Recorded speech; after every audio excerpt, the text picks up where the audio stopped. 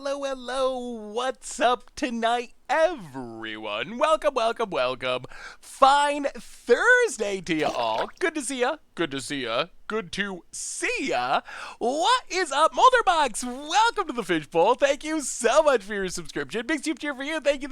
Haint, Fordness, Destructors, Paladin, Tinobis, Zeldazak. Zeldazak Bot. Congratulations on the interviews. Good to see ya. Caster Gaming, Bloodstasis, Karetics, Lardy, Penthouse B. Wanner, Eddie Skinner, Limbix, Karatas. How's everyone doing tonight? It's a modern kind of night. I'm excited for some modern. We haven't played much modern lately, and companions are powered down, so hopefully it's fair-ish, at least a little bit fair. So I'm hyped. I'm hyped for some modern action. What's up, everyone? Basic Lands, good to see you, Ruffles. I add a so this deck didn't originally have a Panharmonicon.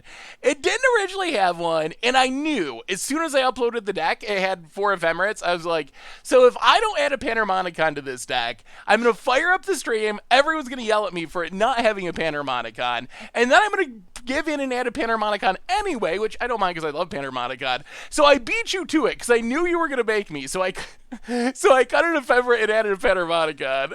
hey, what's up, Featherall? How are you? We got oh man, this. If you've been following my content for a long time, myriad decks have been one of my favorites in Modern. We don't play a lot of control decks. This is my favorite style of control deck. Kind of like tap out, value-y, creature-y control. Not like sit back, draw, go, counterspell control. But tap out control decks I really enjoy. And this is kind of like a weird, blinky, kind of mid-rangey control deck. And now we get Myria to go crazy in the late game. Hey, what's up, Lucas Zettel? How are you? The Ghost of Deck Faded. Welcome to the Fishbowl. Thank you so much for your subscription. Big super cheer for you. Thank you.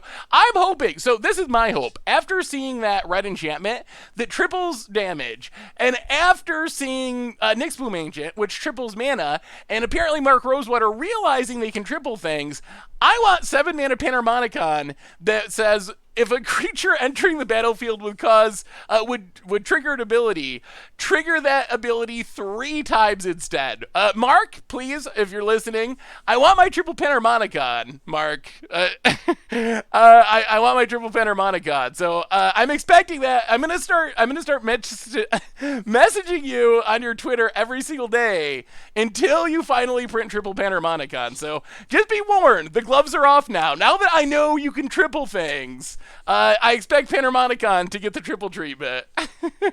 This deck isn't budget, but it's like 200, just over $200, so it doesn't quite hit our normal budget range, but it is pretty budget friendly for a modern deck.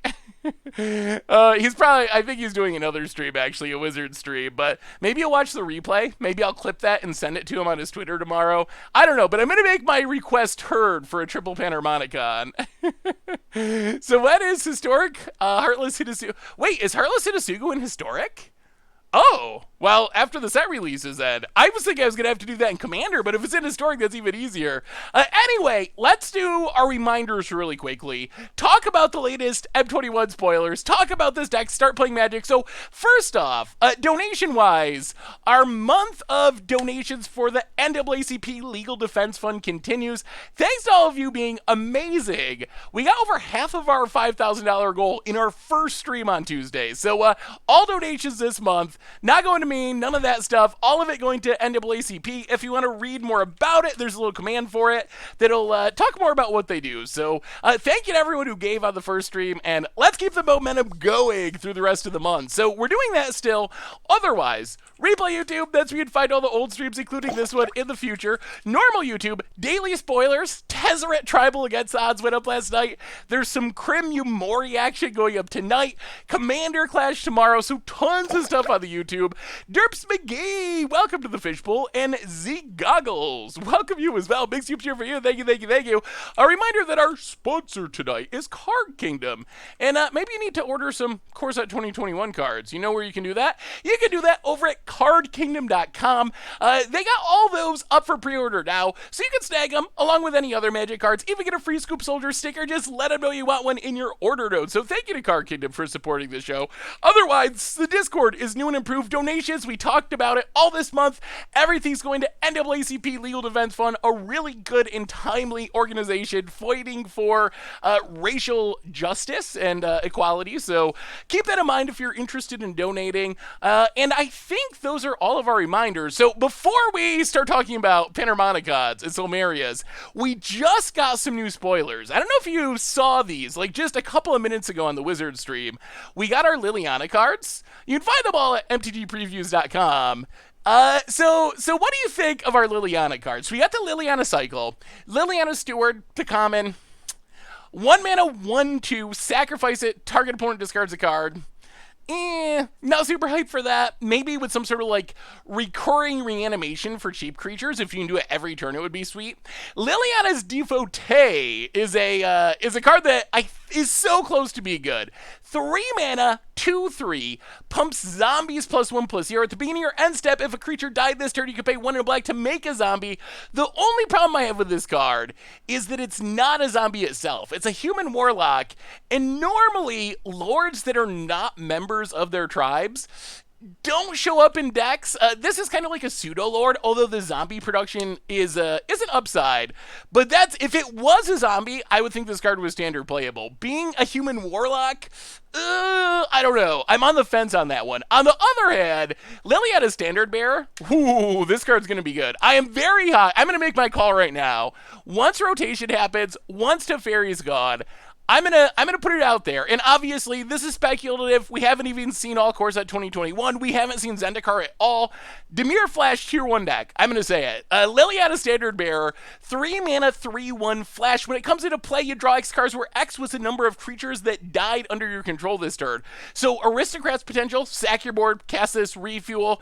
Flash deck, just drawing a card or two as your creatures die. It has an on-curve body, 3/1 for 3 with Flash, already decent stats. I think Dimir Flash is going to be good. It's also a zombie and a knight, so good for Knight Tribal. So these cards are actually, I think, pretty solid. I'm pretty excited about the Liliana card. So those are our latest spoilers. If any new ones come up during the stream, we can look at them. Doing well, Sniper. How are you? Seth Janklord, 3 red right creature human companion. Your deck must contain at least 1 Panharmonicon or Blood Moon. Oh yes. Oh, that sounds like exactly my card. Anyway, let's talk about this deck. I was just watching Tezzeret Tribal. Looked awesome. You mentioned that you didn't do Chandra Tribal. I thought you did, but what other Planeswalkers haven't you done yet? The rules for Planeswalker Tribal are: the Planeswalker has to have at least 3 non-Planeswalker deck printings. And I think we're down to like Chandra and Vivian, maybe? I might be missing one, but by that criteria of having at least 3 non-Planeswalker deck printings, and this does not include like Legacy. There's some like Commander Planeswalkers that are only legal in Legacy, but counting things that are legal in Modern Forward, Dovin might be on the list. I think Dovin does have enough now. Huatli... Oh, okay. Maybe there's more. Maybe there's more than I'm giving it credit for. Yes, we did Tezzeret Tribal this yesterday. Actually, it's up on the YouTube now if you haven't seen it. So okay, I guess we have like 3 or 4 that we still have to do, and then new ones usually enter as more are printed. Unseen Spectre, welcome to the Fishbowl. Thank you so much for your subscription. Big super cheer for you. Thank you. I guess we did Chandra Tribal in Standard. A Johnny Tribal, I think we did a Johnny Tribal, I'm pretty sure. We've done so many of them that I have a hard time keeping track. Like, the ones that stick out, Soren Tribal was really good. Gideon Tribal was the first one we did, and that actually became like a legit deck for a minute. Like, people were actually playing Black-White Gideons, like, competitively, which was pretty funny. So those are 2 that really stick out. I know we did Garrick. I don't think we've done Karn. We haven't done Karn Tribal, but you know it's just going to be a Tron deck. Sword Tribal crushed it too. Yeah, some of them have been really good. And in general, the weird part is, I think if you broke all against odds decks down into like different categories or subcategories, I think Planeswalker Tribal has the highest win percentage out of any like subcategory of against odds deck. We always seem to do at least decently, and every once in a while we just crush it with Planeswalker Tribal decks. But anyway, tonight we are playing Soul-meria with Panharmonicon. So you've probably seen this before. if you've seen, so Emeria, Blue-White Emeria, one of my favorite budget decks, also has some good non-budget options, and over the years, it has gotten some big additions. The biggest, newest additions that we have in this deck, and the actual idea of the deck hasn't changed too much. We're kind of just like stalling out, drawing cards, gaining some life, eventually trying to get to Emeria being online to reanimate stuff, or looping Sun Titans with Flicker Whips, and Sun Titan getting stuff back from the graveyard. So we're trying to set up this like long game grindy value plan. The big new additions to the deck are Golos. Golos, pretty sweet way to generate value, get our Emerias, get lands. Soul Herder for sure. Soul Herder reusing our Sun Titans, our Goloses, our Vencers, really, really good. Charming Prince replacing Lost Missionary as a way to gain almost as much life, plus it can scry, plus it can blink our other stuff. Watcher of Tomorrow's another card draw creature to go along with Wall of Omens, so we got a ton of card drawing 2-drops to keep hitting our land drops, churning through our deck, and that's basically the plan. We draw a lot of cards, we kind of stall out. Hey, what's up, Tito Wizard? How are you? What does Venser do? Oh, Venser might be my favorite card in this deck. Once we get going with Venser, we can get to the point where we can like play Venser, bounce one of our opponent's lands, Soul Herder Venser, bounce another land. If we have Panharmonicon, 4 lands, add Ephemerate to that, we're up to like 6 lands. Maybe we Flicker Wisp or Charming Prince. Basically, once we get going, we can just bounce all of our opponent's lands, and then they don't really have a way to do anything. So that's kind of like our secret card that no one expects, and being able to hit any land is like super key with this. So without Yorion, this deck is not legit, Seth. I mean, we could play Yorion. Are we dirty? Are we dirty companion players? Do we wanna be dirty companion players? do we want to be known as that? I know we've crossed a lot of lines lately. We played the Infect deck. We've played Teferi in decks. We even had a Nexus of Fate in decks. But you gotta have a line that you don't cross. I know. I don't know if you ever watched.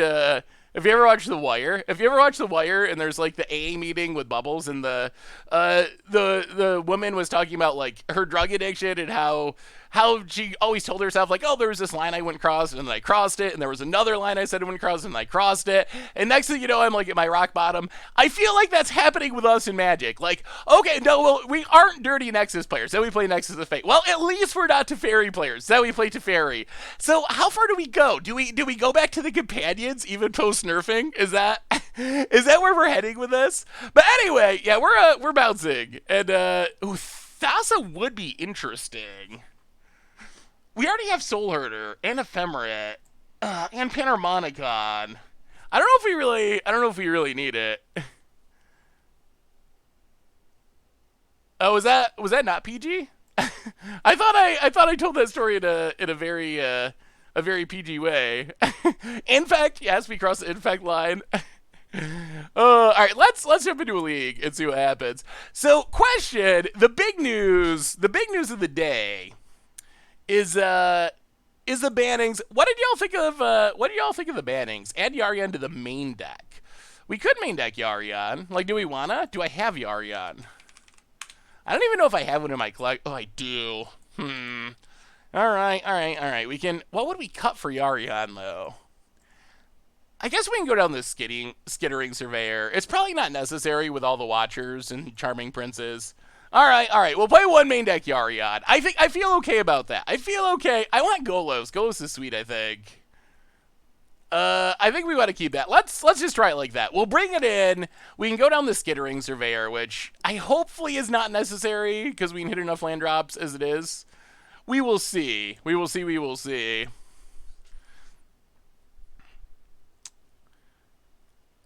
I know, now we are dirty companion players. No, the Wizards. Wait, are we 61 cards? No, we're not. Wizards banned a bunch of cards yesterday. Really old cards that don't, for the most part, see play anywhere because of their depictions of racism and related things. I think. So I will say, and I guess I think overall I have like mixed feelings on the whole idea of it. I will definitely say that when I learned that Invoke Prejudice was a Magic card, and I saw what the art was and all of that, I mean, it is pretty obviously like over the top racist and offensive. Like it is. There's not even any like any gray area, any doubt. It blew my mind when I saw it because Invoke Prejudice, it's like a really old, obscure card. And plus, I think because people know how bad it is, it's not talked about very much. So when I first saw it, I was shocked that it actually was a Magic card. So I know, like, I was just kind of like, wow, I can't believe that that's a thing. Like, how in the world did this happen? So, so yeah, I definitely think that it's good that that card is not a part of Magic. And some of the other ones that were banned were definitely pretty. Cleanse was another one. The first time I read it, I was like, is this like some sort of like subtle like white supremacist joke that Magic players made back in like the early 90s when they were making this card? Like, because if you look at it and you think about it, you're like, huh, like, I mean, maybe it's an innocent mistake and they didn't realize what the cards were, like, how the name connected to the text and how it could be interpreted that way. At the same time, I could definitely see how it could be not so innocent of a situation too. Some of the other ones that people have asked about. So, stone throwing devils. I honestly, personally, did not know that stone throwing was an insult, but I have since learned since yesterday some of the history of that term, and I mean, I think it is like just because I didn't know it, that doesn't mean it's not a thing, and it definitely is a thing, according to people that know way more about it than me. So when I first saw it, I was like, huh, stone throwing devils? Like, what's the matter with that? But I've been more educated in the last day hearing other people kind of talk about the history of it, and it definitely has some, pretty negative racial connotations. So, for me, the one that's most confusing, honestly, and we have our new donation, our first donation of the night for NAACP from Icy Duck. Scream mode. Thank you so much for the $7 donation. ABS for Kestry. Welcome to the Fishbowl. Thank you so much for your subscription. Big super cheer for our new subscriber. The one that for me personally was most confusing was Crusade and Jihad, just because my perception of them, and my perception might be wrong. I'm definitely not a scholar, but I always thought of like the Crusades and Jihads as being like more religious based than racially based, but I am very much not an expert, so I will I will defer to people who know way more about that than I do. So there's probably a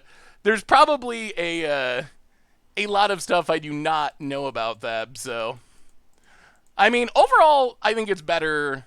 I think it's better that those cards are not a part of the game in 2020.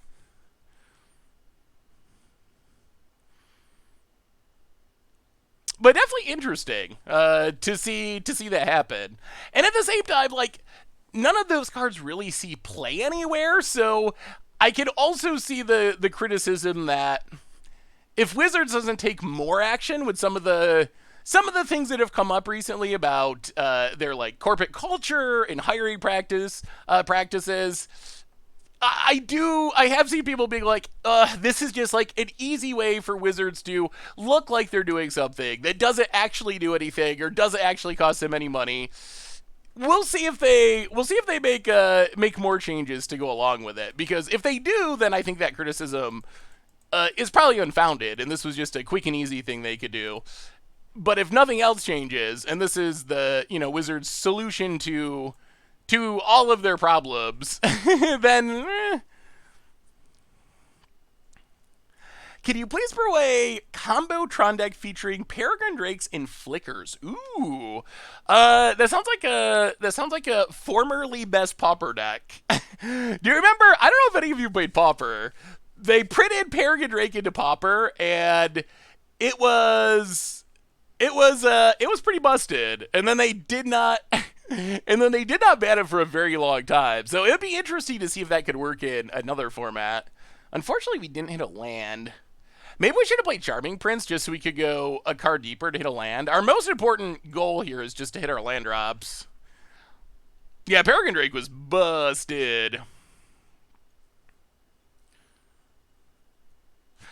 Yeah, Invoke Prejudice, I still don't understand how that card was made. Even by, like, 1994 standards, when it was made, I have to imagine that it was offensive by by those standards. It's not a case where it's like, oh, someone wrote a book 200 years ago, and people didn't understand as much as we do today. Like, I'm pretty sure people knew that, that the KKK was bad in the early 90s. The Jimothy! Welcome to the Fishbowl. Thank you so much for your subscription. Big soup cheer for you. Thank you, thank you, thank you. Oh, alright. Not lands. Well, let's Charming Prince. And I think we actually do Scribe. We gotta hit lands. Extra card in hand does not do anything if we don't hit lands. Alright, Flicker Wisp. Bottom, Field of Ruin top. All right, so we found a land. Oh, we should have Charming Prince last time. That was a mistake. Exclamation point donate. We'll take you to the donation link.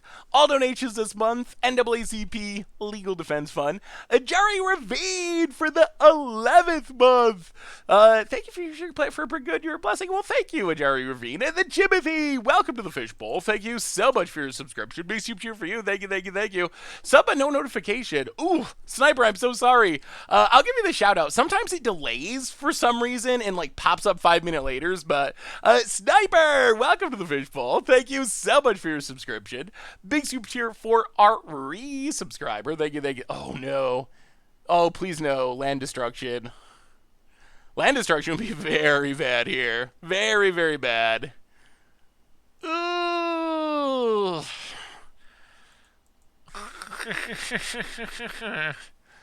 Huh. Alright. Well. This makes things significantly harder.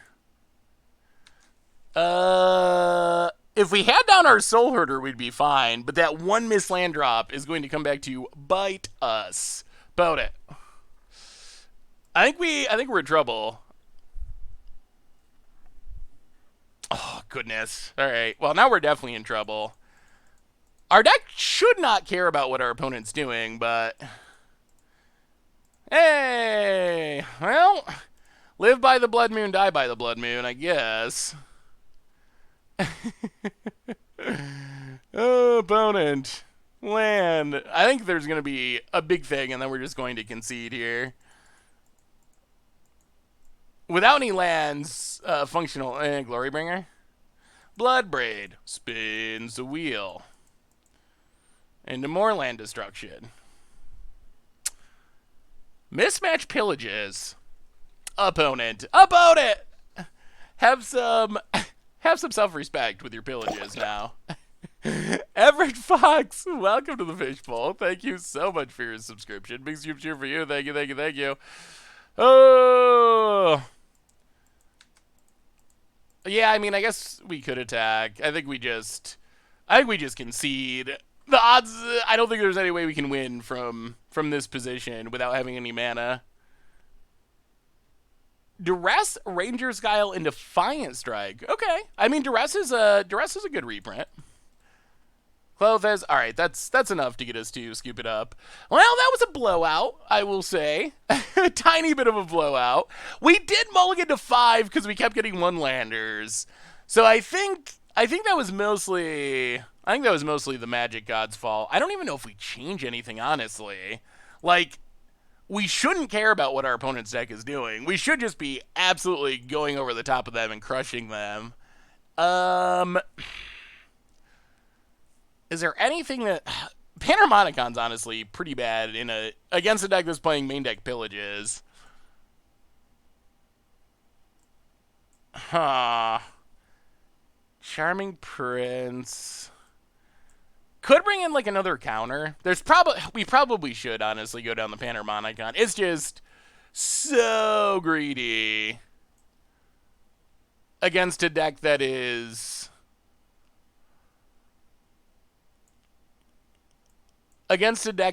playing main deck Pillages. Truffle Snout? Yeah, what do you think about Corset 2021 so far? It still seems like maybe the best Corset that we've had of all time. Eber Panda with the $1 donation. Glad you're using your platform to make a difference, Seth. Well, thank you so much for the donation, Panda. Definitely appreciate it. Thank you, thank you, thank you.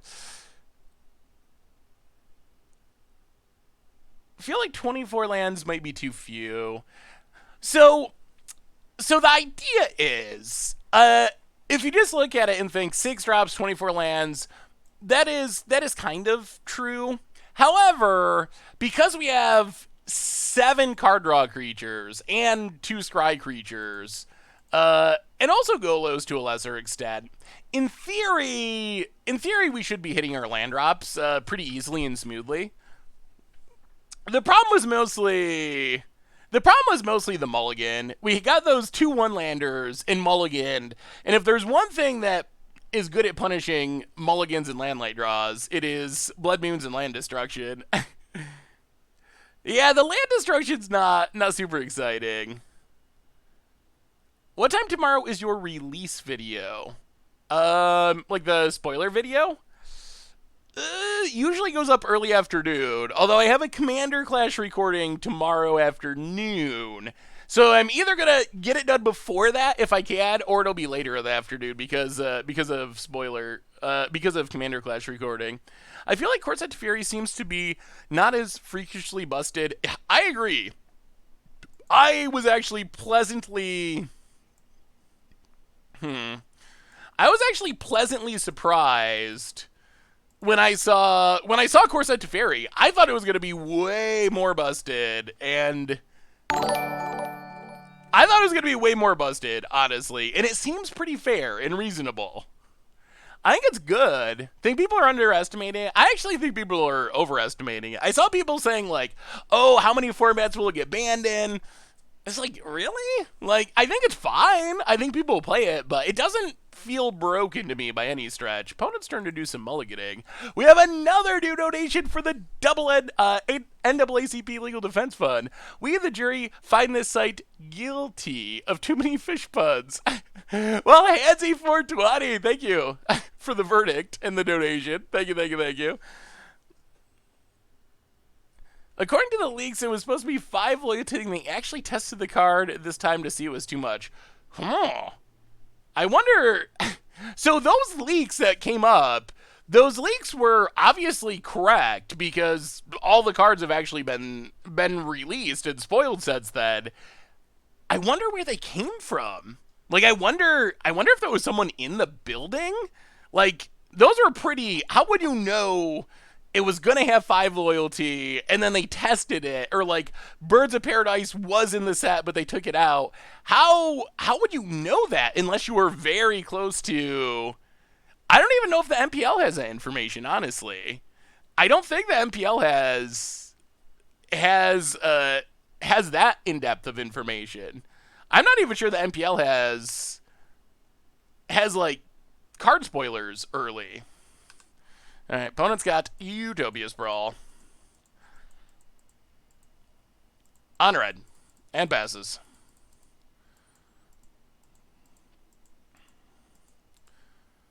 Well, Flooded Strand. Crack Flooded Strand. Grab a Plains. Play Watcher of Tomorrow. This is why look at our hand now. We have all these 2-drops that draw us cards, so we should hit our land drops. Kira Ashmore for the 39th month. Oh my goodness, so long. Thank you so much. Welcome back to the Fishbowl. Thank you so much for your subscription. Big super cheer for you. Thank you, thank you, thank you. Well, okay, there's our lands. The lands have been found. We'll take an island. Well, this also means we're putting like 1,000,000 lands to the bottom, which is a little bit scary. Bone it. Don't pillage me, bro. I really hate the slippery slope the racist bans cause. Should they ban murder because it connotes murder? Reminds me of when they reprinted Unholy Strength without the pentagram. Huh. Alright, maybe we should not have. Boy, opponent is all about this. Huh. We're basically a mono white deck and we're getting choked. Oh, all right. And we put an island under our Watcher of Tomorrow when we could have taken a million blades. Oh boy! Oh boy! Oh boy! Oh boy! Yes, we are playing. I am playing against myself in this one. So I don't know about the slippery slope. I do think it sets a precedent that has never been set before, which. And I don't know. Like, I also wonder where the line is drawn. I do think that the cards they banned yesterday are pretty clearly the ones. Most of them, I immediately were like, okay, that makes a ton of sense. That's obviously racist. And the ones that I wasn't as clear on, like Stone Throwing Devils and so forth, after learning more about them and being more educated on some of the historical context of those cards, they also made a lot of sense to me. Takes up Chandra. Anger. Well, time to start drawing cards. Unfortunately, this island makes me pretty sad. Well, Ephemerate, Blink Watcher. Draw a card.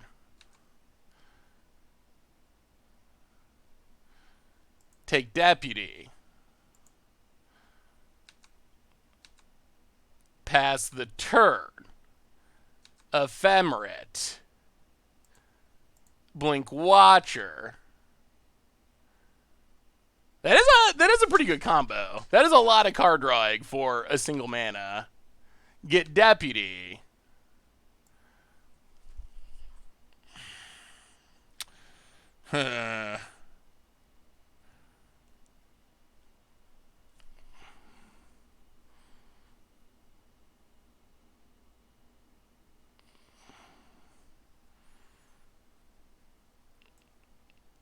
Take Disdainful Stroke.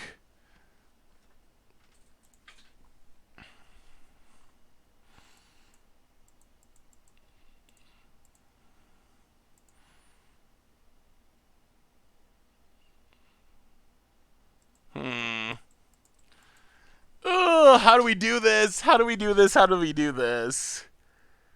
No, the cards are bad. They are actually bad. Yes, it is, Days AB. This month, there's no normal donations. All donations this entire month are going to the NAACP. So yes, the normal link is the correct link. Last time we did, like, we had two. There was, like, the normal donations and Tiltify. And people were donating with the wrong one. So for the sake of simplicity, it was easier just to say all donations for the entire month are going to charity rather than trying to do this and, like, some here and some there. That's just a little too much. I feel like if we're passing the turn, we got to leave up.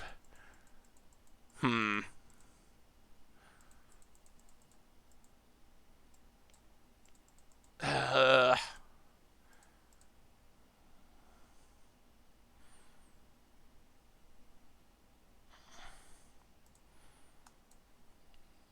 I think we gotta do it. Deputy the Chandra. Pass the turn.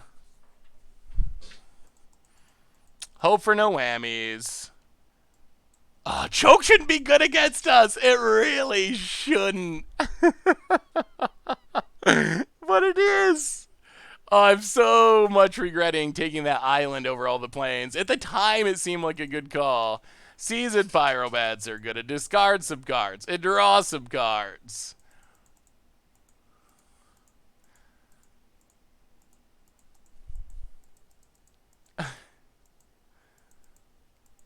About it. Yeah. Discards. Magus of the Moon, Prismatic Vista. Makes a dork, and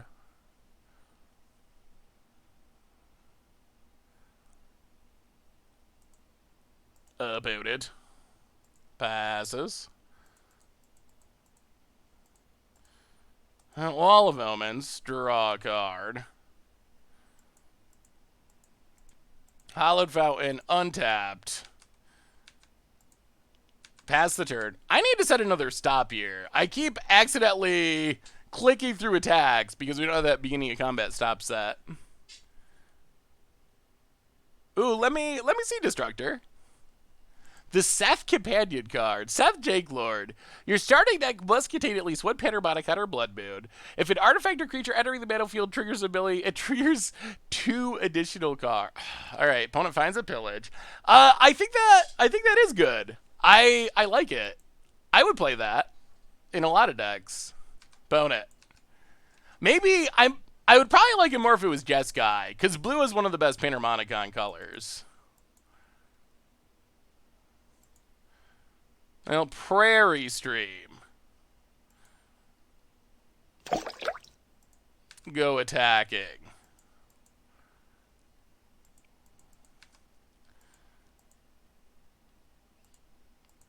Well, Soul Herder.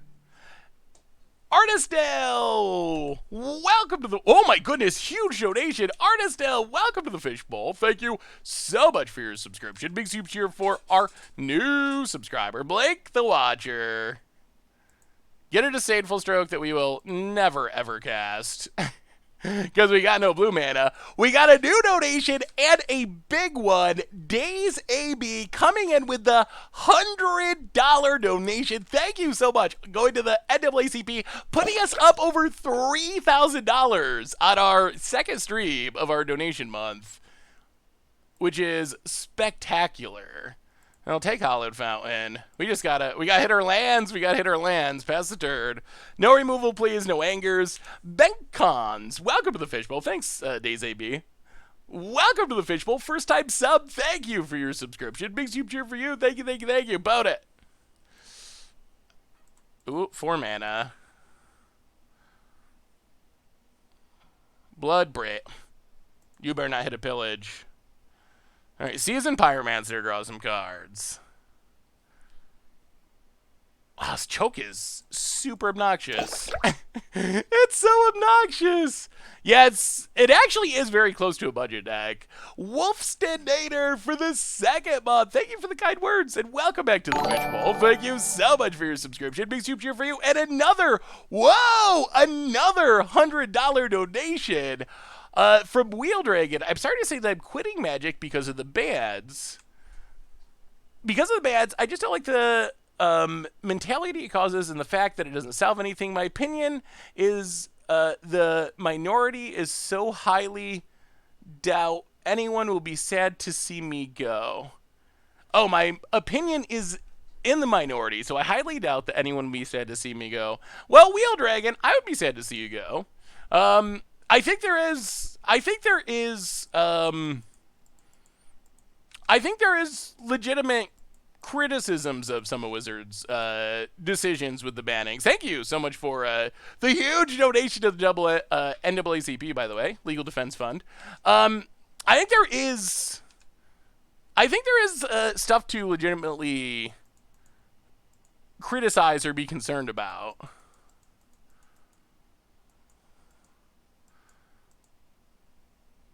Well, play Field of Ruin.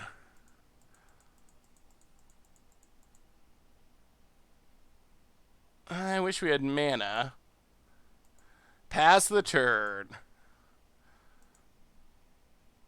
Blink, Watcher of the Watcher of Tomorrow. I think it is legitimate to wonder if Wizards, if the decision was kind of Wizards taking, in some sense, the easy way compared to doing the harder things of like trying to fix their culture. But I don't think there's any way of really knowing that until we see if there's follow-up actions, or if Wizards looks at this as, oh, we solved all of our issues, so now this is now it's good. I love the Tezzeret Modder deck. If you had to make it as competitive as possible, which Tezzerets would you keep and which would you cut? So, opponent drew a Wrath. I'll block here. here, here.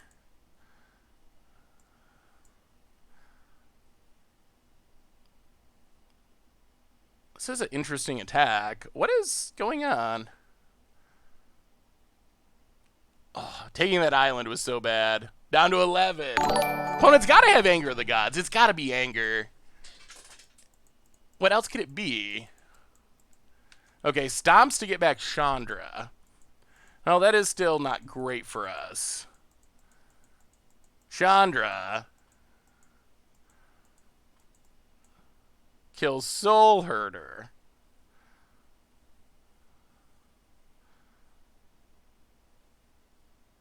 Clothis. Alright. Well, we untap.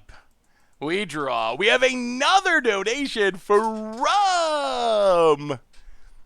Wow, another $100 donation. Artist Alley 16. Thank you for using your platform for good. Too many people stay silent. Black Lives Matter. Well, Artist Alley, thank you so much for the donation. $300 in donations in a row. That is spectacular. Thank you so much.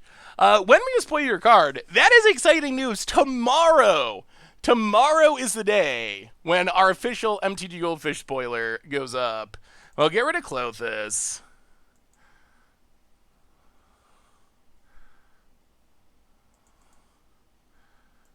We're still not in the greatest of positions, though. Play the land untapped. Go to combat. We gotta kill Chandra. Yeah, we might just be losing to the board. We're dropping to 5. We don't have any life gain. 1, 2, 3, 4 planes. I think we messed up this game by... taking that island on turn 2 instead of a planes. I did not expect our opponent to bring in choke. But I think our opponent doesn't understand how few islands our deck actually is built around. So it actually worked out for them. Even though in reality, choke is not actually that good against our deck. But it's good right now because... yeah, it's good right now.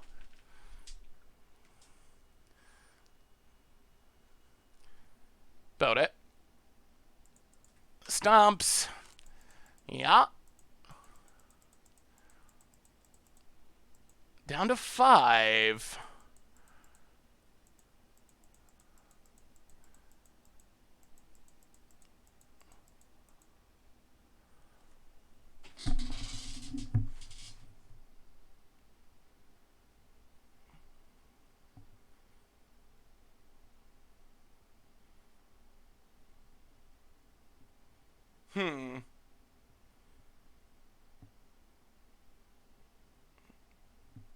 This actually might be okay. I wish we had another planes, but yeah. So there's Magus of the Moon. This means we get to untap our lands.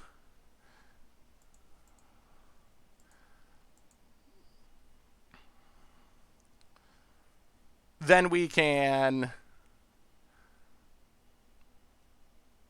well, it helps us. I don't know if it saves us. Boy, if we could overload, it would be great, but we don't have a... we're down a white source again. Oh, our deck has a lot of basic planes. It really does. The 100% the reason we're losing this is we took that island on turn 2. That is 100% it. Trying to play around pillage, and then we got choked. Oh, if we attack, we... there's no way our opponent's going to block, right? That seems... there's no way. And then we don't have blockers for the backswing, so I don't think we can attack. There's no way they block and give us the card. So what is our best chance of getting out of this? So we can get rid of Magus of the Moon. But I'm still not sure that this even does it. I guess we pass the turn. 1, 2. Gosh, choke is absurd. We're going back down to 3 mana again? Yeah. We might just start this league over. Varian Ferrante! For the 40th month. Welcome to the Fishbowl. Thank you so much for your subscription. Big super cheer for you. Thank you, thank you, thank you. We can't win Zen to turn or we're dead, right? We block. I guess we could we could chump and go to 1? But then our opponent still could get back Season Pyromancers. That doesn't feel great to me. I think we have to...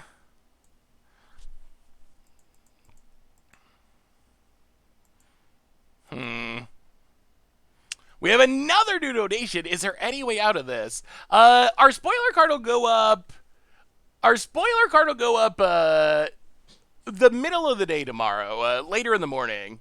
From Dan Wildfire, $10 donation. Commander deck finally arrived, building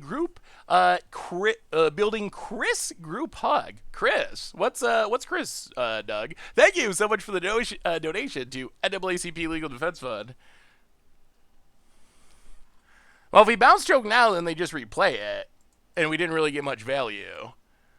We can block, go to 1, bounce at end of turn. I don't know if that lets us stabilize, but... And then we can untap.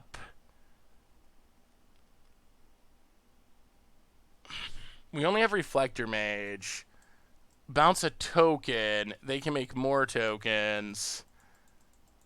All of our counters are looking pretty bad. Yeah. Oh, this is so bad, but I don't think we have a choice. So we play Venser. Venser bounces.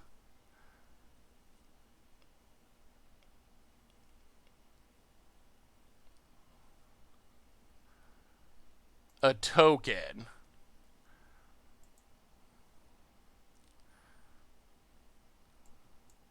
We block, go to 1.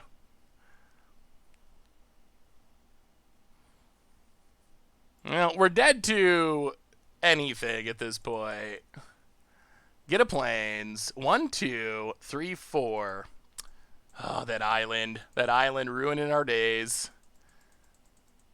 Field of Ruin doesn't do anything, and we are dead. All right, so we're just gonna pretend that was our test match. We're just gonna pretend like that didn't happen, because I feel like we beat that deck like 100% of the time. So we're just gonna chalk that up to a test match. We're just gonna chalk that up to that was our warm up, and then this is actually the start of our league.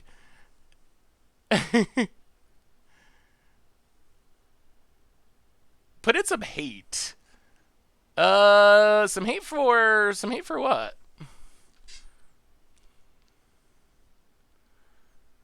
Hey, what's up, Bills are back? That was quite the choke. I don't know if I've ever seen anyone bring in choke against that deck, but it got us. No, not dedicated to the 5-0. Just upset about, not even upset, but disappointed in the island.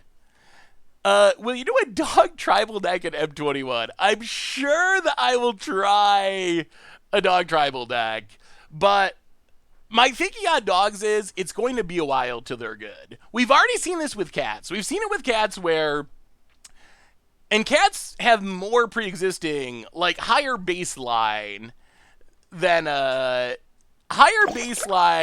dogs. Like they had more decent cards throughout Magic's history.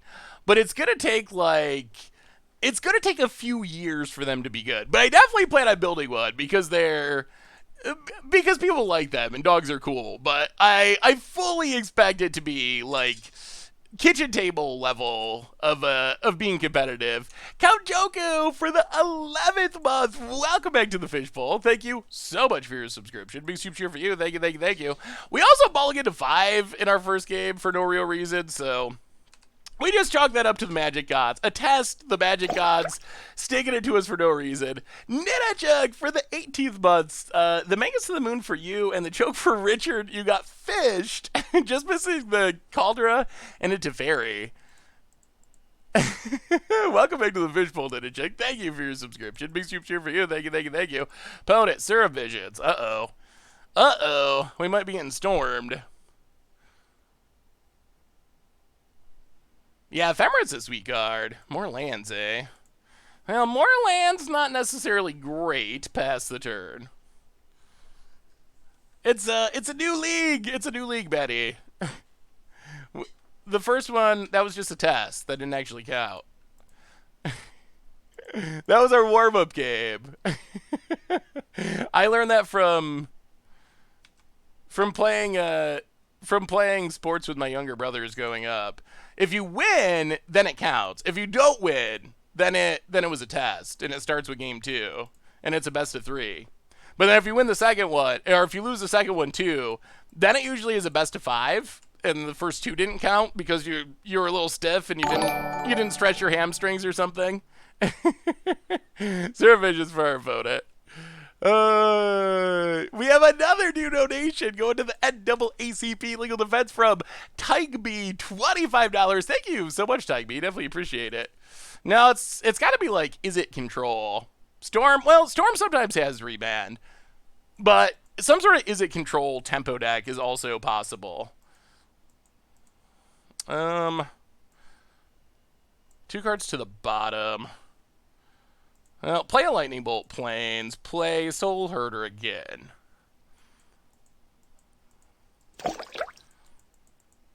Opponent remands again. Yeah, this is getting tedious. Booster Therapy for the 4th month. Welcome to the Fishbowl. Thank you so much for your subscription. Big soup cheer for you. Oh, Zyrus. Zyrus is super sweet. Yes, we do have a Harmonicon. A single Harmonicon.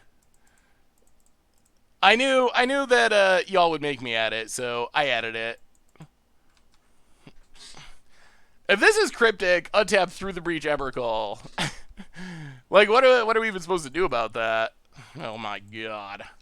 Alright, Snapcaster. For Remand. Remand is such an insane Magic card. It is so good. It is so good. Our opponent still got 7 cards in hand, and they've countered 3 of our spells. Well, I guess the same Soul Herder 5 times, or 3 times, but Remand is just so insane. It is so insane. And then Emrakul off of Through the Breach, and we scoop it up. Well, I guess we let him put it into play first, and then we scoop it up. Well, that was fun. We, literally, we didn't resolve a spell? Not a single one. That was it. They just countered every single thing that we did, and that was the game. Okay. Well, we can bring in some of our own counters. Go down Yorion. Go down probably Panharmonicon. Go down Deputy of Attention doesn't really do anything. Yeah, this is not where our deck really wants to be, in all honesty. Our deck would much rather be playing against creature decks, full-on combo decks. Control decks are great. Dapping Sphere doesn't do anything, right? Yeah, Containment Priest is going to be awesome. I think weren't they on the draw? Were they? They might have been. They still countered every spell we played. I think they were. Well, bring in the counters. Go down Reflector Mage. And all right, let's try it. Let's try it like that. But a Mystery Booster Day got Mana Cryptid to Fairies Protection. Good lord, that is a ridiculously insane pack. That's like as good as a Mystery Booster pack can be. Oh, these Prairie Streams. Alright, well, I guess we keep. Venser is a card that could keep us alive if we get to it. Yeah, I don't know about the choice of running Prairie Streams in this deck. Maybe one, but I feel like this deck is maybe playing way more islands than it really should be. Well, Charming Prince, Scry. I feel like you normally want...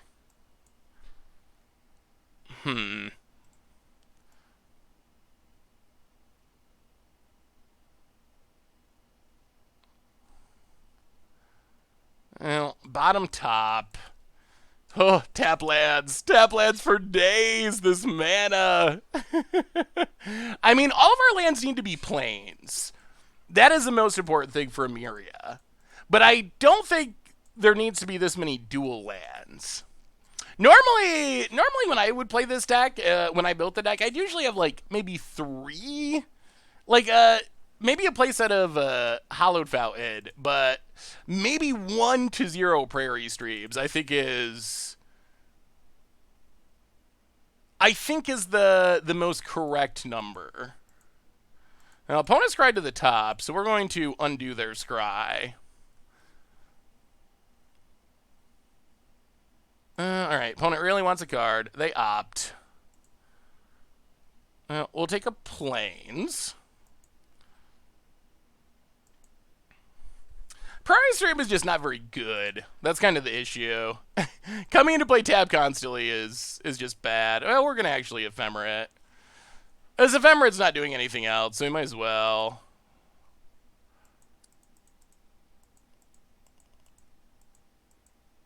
Alright, scry. Huh. Sun Titan bottom. Well, I guess we keep Soul-meria and just keep playing tap lands. Yeah, the lightning bolt blades is one of my favorite blades too. This is it's just an archetype that tends to be cheap. It's not really a budget deck. It's just a relatively cheap deck. Ooh, let me see, Big Monkey.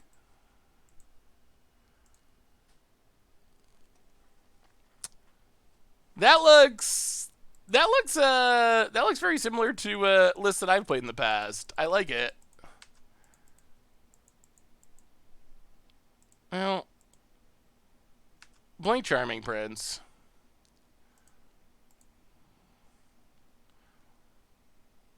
Scry. Gaining life doesn't do much. Haha! Untap land. Alright. I'll play the plains. Go to combat attack. Now our Prairie Streams are actually going to be passable. Finally. They're not... Oh, we can't attack because Summoning Sickness, but... When is Vivia Tribal in Standard before rotation? Standard Vivia Tribal could be fun. Well, opponent passes. Go to combat. Attack. Hit our opponent.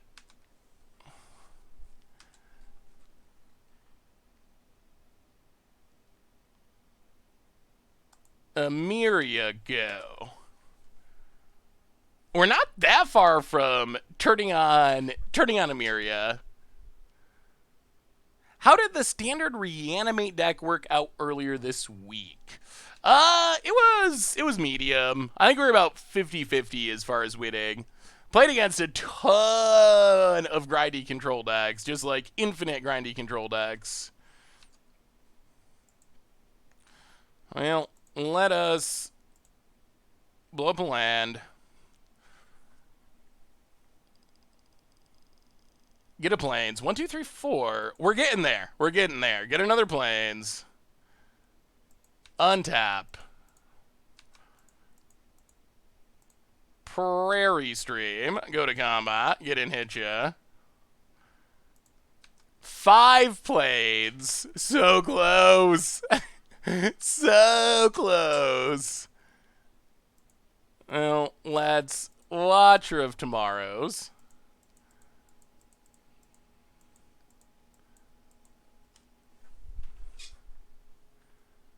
Yeah, Vivian Tribal might be better in Historic. How many Vivians are there in Standard? Is it just 2 and then Planeswalker deck ones? Normally, Normally I have not counted. Ooh, all right, we'll take Hollowed Fountain.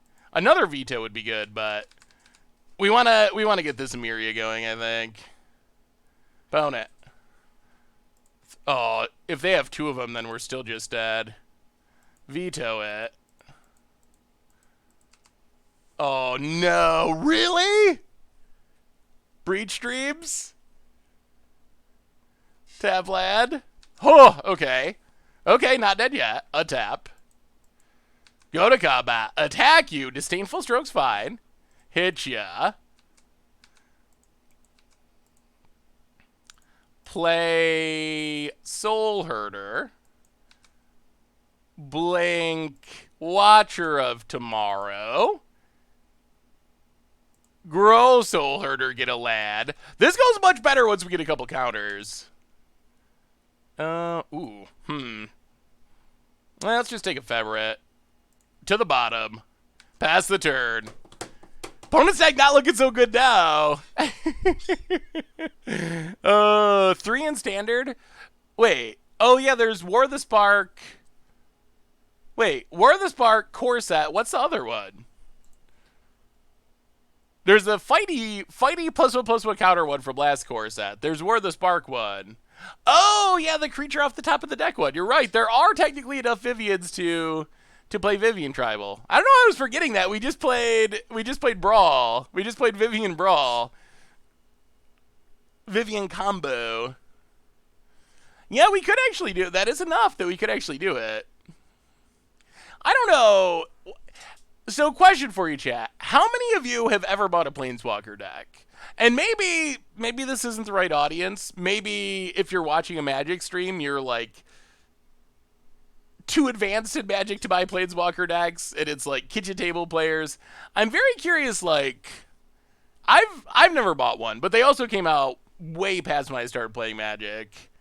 Teach a friend to play. Okay, that makes sense. I wonder how many people actually buy them. Like, I get they keep making them, so they must sell some of them, or you think they would stop making them? Prize tickets. Okay, I can see that being a good prize ticket investment. Well, secondary question then. What supplemental product do you buy the most? I wonder if I was to guess. So non-booster products. Who are they even for? I always assume brand new players was the audience for Planeswalker decks. Yeah, that is okay. So everyone's saying commander decks. That is exactly what I figured the answer would be. Ooh, challenger decks. I forgot about those. That is another one. I figured that commander decks was like tier one pre-con product. Challenger decks is probably tier 2, or like, depending on the year, the 1A, but behind Commander for sure. And then Planeswalker decks are like way down at the bottom. The Brawl decks, so if you bought a Brawl deck, I brought Brawl decks for the cards, like getting Shocklands, getting the Legends, getting Arcane Signets. They just had cards that I wanted in my collection. Did you actually play Brawl with the Brawl decks? Or did you just get Brawl decks, tear them apart, and play Commander? Because that's what I would assume. Is people just like buy Brawl decks and be like, I'm going to build Chulade Commander or like Corvold Commander. I would imagine very few people bought a paper Brawl deck and actually used the cards to play Brawl. Yeah, upgraded Corvold to Commander. Yeah, that makes a lot of sense. Brawl is a joke of a format. In paper, I think that's true. I think in paper, Brawl is not even. Oh no! We might be restarting again. I think in paper, this is going to be interesting. I think in paper it is true that Brawl is mostly a joke format. But on Arena, Brawl's a pretty legit format. We got another new donation. Sir Visions for our opponent. Well, we're not going to die super quickly. $4 donation. Damn it, people. Quit donating in odd dollar increments. I have to keep rounding off the donations in multiples of 10. Sheesh. Well, Jaguar, thank you so much for your donation. Definitely appreciate it. Go to the NAACP up to 3250 in our second stream of the month. Still 19 days to go. We're 65% to our goal. Absolutely killing it. Have I played Oathbreaker? So I played Oathbreaker at GP Vegas last year. We actually recorded a Oathbreaker paper commander clash game. So I have kind of sort of played Oathbreaker. It's if we get Blood Mooned. Oh no, they actually have counters?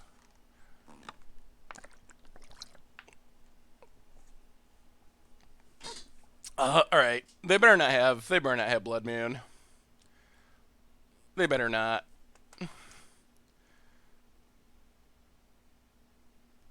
Scalding Dart. Okay, no Blood Moon. No Blood Moon is good news. Ton of passes. No, Hallowed Fountain, untapped. Soul Guide Lantern. Soul Guide is actually super sweet in this deck because you can loop it with Sun Titan, which is a nice bonus.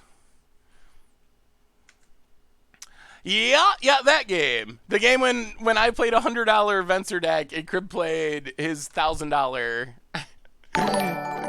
Teferi Silence deck. that was a fun game of Oathbreaker. The format seemed fun though. My prediction is Heepies with a donation. Ooh. Well, we're actually going to counter this. Heebies with a donation of... Oh, no! That was during our turn? Ugh. I don't know why I thought that was happening during your opponent's turn. Well, I guess that's fine. Draw a card. We need land drops. Heebies with the odd donation of 1357. Some would say odd donation. Doing that just to troll Jaguar, I assume. Thank you so much for the donation, Heebies. I assume that eventually Planeswalkers will be legal as commanders. I really think that is something that will happen in the future.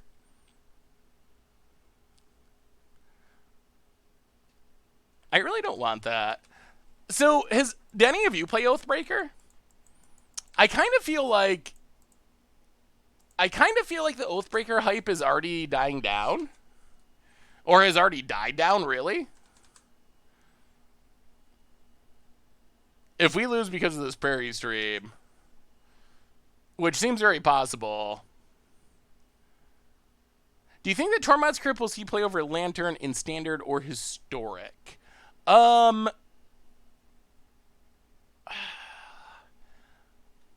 would doubt it in most decks.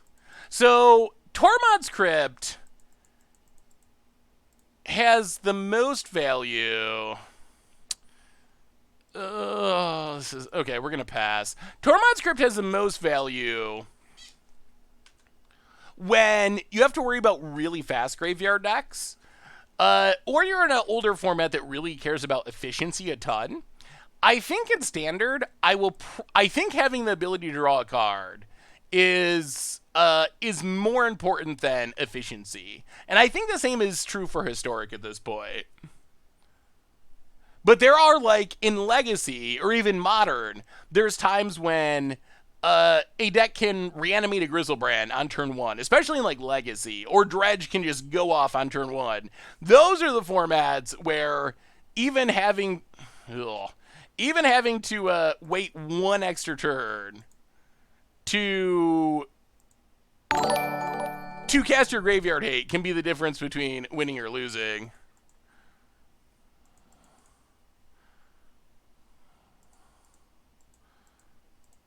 Well,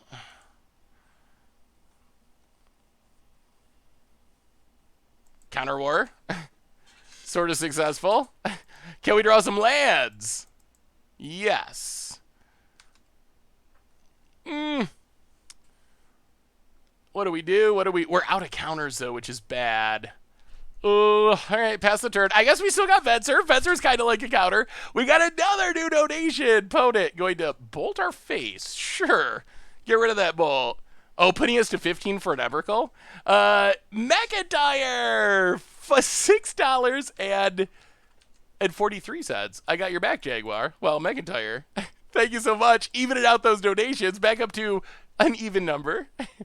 Well, I feel like we got to do things. I feel like not doing things is going to make us definitely dead. Venser, bounce, loot house. Opponent loots. Discards, force of negation. We untap.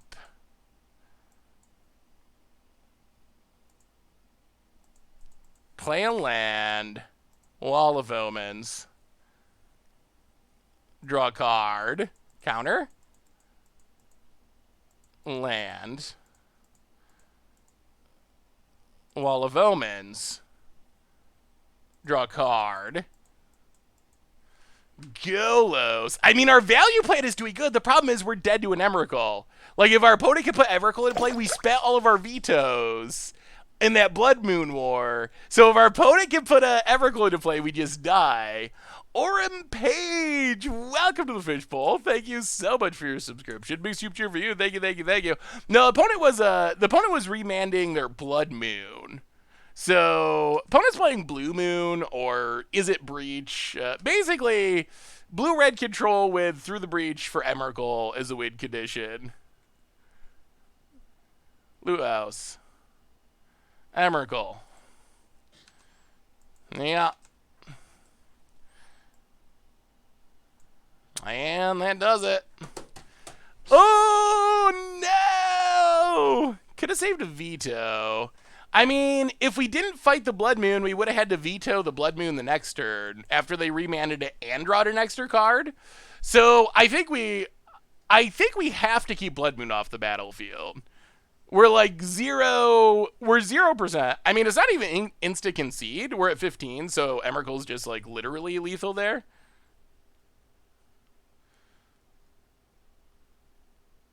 No, so what happened on that turn? Opponent cast Blood Moon. We Dovin vetoed the Blood Moon. Our opponent cast Remand on their Blood Moon. Because they can't counter our veto, but they can remand. That resolves. Blood Moon goes back to their hand. They draw an extra card. And then next turn they get to just play their Blood Moon again, and then we'd have to veto it, and they'd be up a card from remand. So I think, unless we just decide that we're going to let Blood Moon resolve, I think that's the only way to play it. If we play it the other way, we still are down both of our Dovin's vetoes, and our opponent's up a card from remand. Didn't you play against 5-color elementals? You didn't play against 5-color elementals before this. I did not play against 5-color elementals tonight. We're on the draw. Ooh, Canyon Slew. Interesting. We got another donation for Rum. Hebe saying prime time and coming in with 1113 or Heebs. Thank you, Heebs, for the donation. Thank you, thank you, thank you. Oh, I love this donation war. Opponent. Why did you play against 5-color elementals today? Canyon Slew. Is that something that... Oh, that's one of these decks.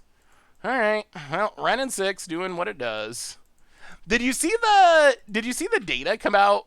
Someone posted on Reddit today.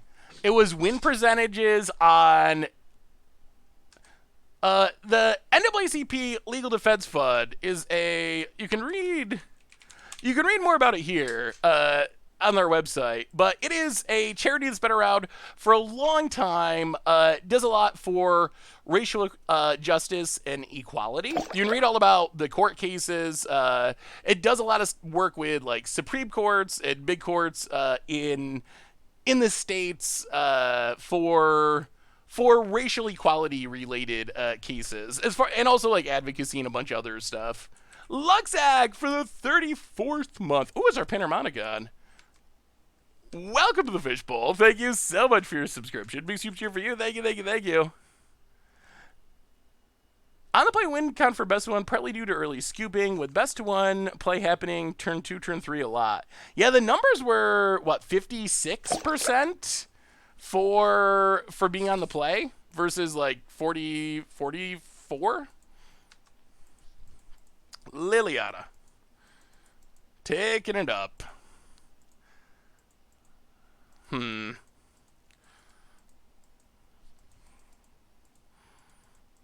Awkward, awkward, awkward. It's a lot of Planeswalkers. Oh, I feel like Panharmonicon has just been in our deck to be discarded and sideboarded out so far. Huntikar! Welcome to the Fishbowl. Thank you so much for your subscription. Big super cheer for you. Thank you, thank you, thank you. Well, Field of Ruin. Activate Field of Ruin. Thin our deck. Get a Plains. How do we beat 2 Planeswalkers, though? Can we beat 2 Planeswalkers? Oh, maybe why are we getting wrecked? Got my Secret Rare Ultimate Edition today. Slightly disappointed, wasn't even foiled. Art is great, though. Ooh.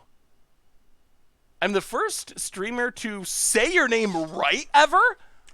You're the first viewer who has ever said I said their name right. It's a good night for both of us. Huntikar. No one's ever said that to me before. I've got a lot of the opposites, like, hey, you're the streamer that said my name the most wrong. Or, what are you saying?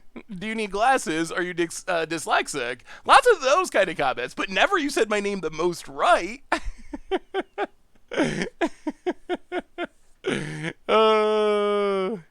Oh no. Zichi? Zichi. It does make sense that a name no one else can say right is what you get correct. Yeah, that is that is true. I can get the ones that no one else can say. Oh, 2 in a row? Maybe I'm improving. Maybe after all these years of saying names wrong, maybe I'm learning. And then next against odds, I'll call Tezzeret Teferi for half the matches.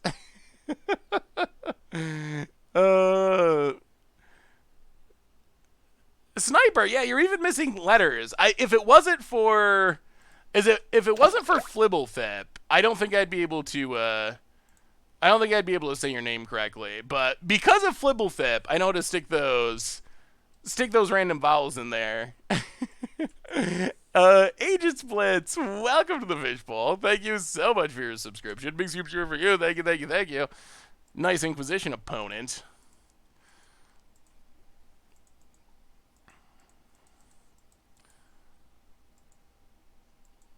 I mean, we're grinding out value. The question is, if these Planeswalkers ultimate, what do we do? Opponent. Oh, actually, I got a plan. Goes attacking. I got a good plan. Oh, no, it doesn't work. We don't have enough lands. Ugh. All right, so we block. Ugh. Opponent pings, kills our wall. Ticks up.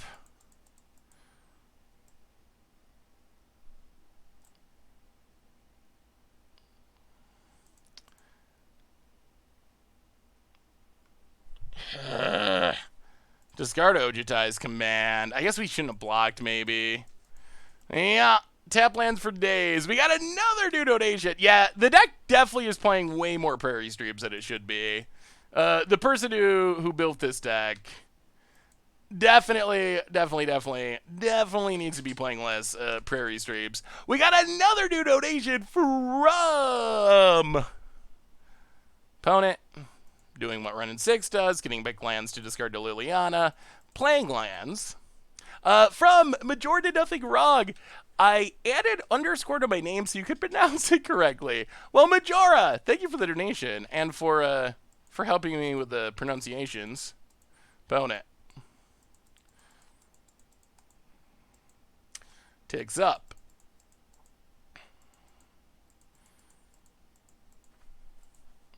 Well, we'll discard. I feel like this is another match that we should be able to win, but we lost the die roll, and our opponent just had the Planeswalker tribal draw, which, like, what do we do about that? What can we possibly do when your opponent just has that draw every time? Bounce the Lily. Untap.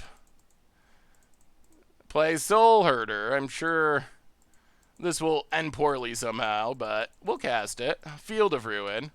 Pass the turn. Bone it. Do you have removal? Another. Yeah, they do. From Kira Ashmore, $13. Anything to help a good cause and a great streamer. Well, Kira, definitely appreciate it. Thank you so much for your donation. Bone it. Stopping Grounds. If this is Kolaghan's command, it's game. And it's Assassin's Trophy. Alright, well, we will get a Plains. Pass the turn. Well, we'll see.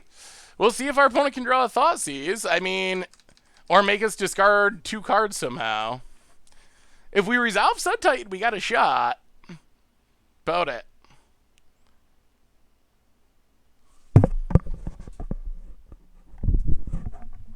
Oh, you gotta be kidding me. Oh.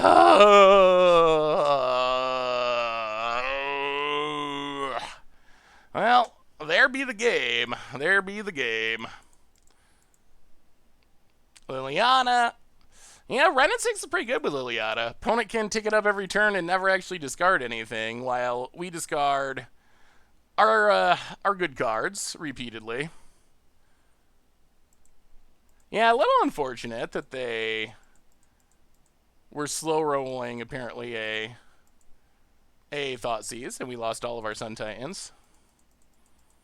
Watcher of Tomorrows. Well, I don't know if this tapped creature is what we needed, in all honesty. And I think this is over. I have to say I'm very disappointed. I had high hopes that this deck was going to be good, but it's starting to look like it's not being very good. Oh, so brutal. Bonnet gonna float mana for no reason. Well, we'll grab a Plains. Probably play Goblins after A Core Set 2021 comes out. Bonnet. Yeah. Oh, that Thoughtseize makes me so sad. I mean, I guess we won't straight up scoop, but I don't know how we can actually get back into this one from here. Opponent's going to kill our Watcher, make us discard Soul Herder. Well, we shouldn't have lost the die roll. That is the problem.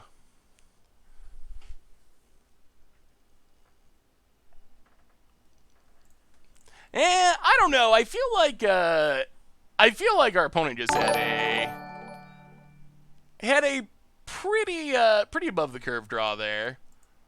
They had pretty much the Jund nuts essentially, with turn 1 Ren and 6, turn 2 Liliana. That is about as good as it gets if you're playing Jund. And we lost the die roll, which made things 10 times worse. RG, welcome to the Fishbowl. Thank you so much for your subscription. Big soup cheer for you. We have another new donation from Jaguar. $3.87. Even if things back out. Sigh, this is going to get expensive, isn't it? Even numbers are expensive, apparently, Jaguar. Make a Yorion loop deck. We have done some Yorion looping in the past in Standard. I mean, you could do it in any format. I think if you're going to build a Yorion loop deck, though, you probably want to build a Yorion as your companion deck. Rather than Yorion in your main deck. If you're going to actually build around trying to do something like that with Yorion, I think you got to go companion mode.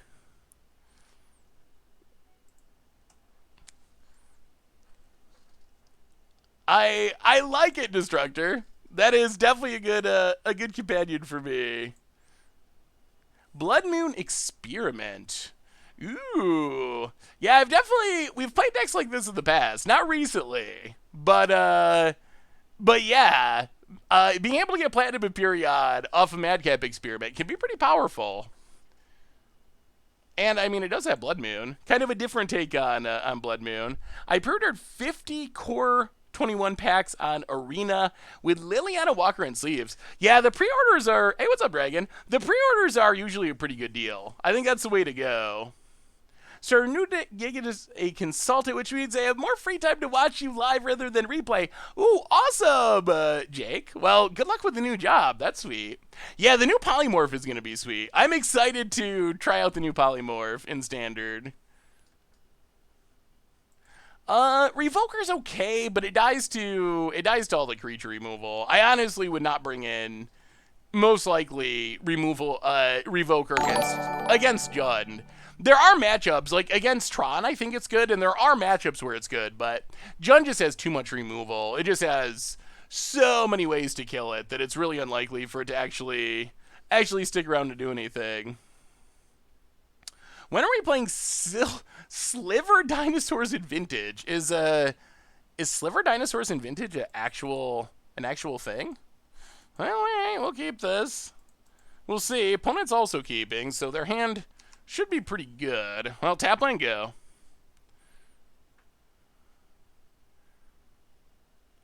When is spoiler season for Commander Masters? Commander Legends is a ways away still. I believe Commander Legends is November, December. So we have, as far as spoiler stuff, I think we have another donation I missed too. So many donations. Thank you so much, everyone. Heebs, $3.29. You know it. Well, I appreciate it, Heebs.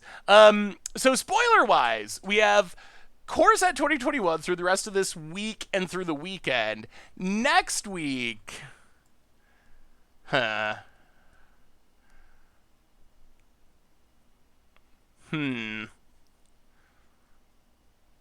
Next week we have... Jumpstart. Then we get a little break for the release of Core Set 2021. After that, we have Double Masters, then the Return to Zendikar. Then after that, we finally get to New Zendikar. How shall we do this? So opponent gets an ooze.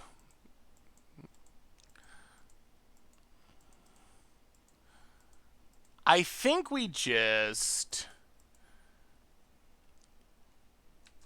go to combat attack. If our opponent wants to trade, we're pretty fine with that. Opponent takes it.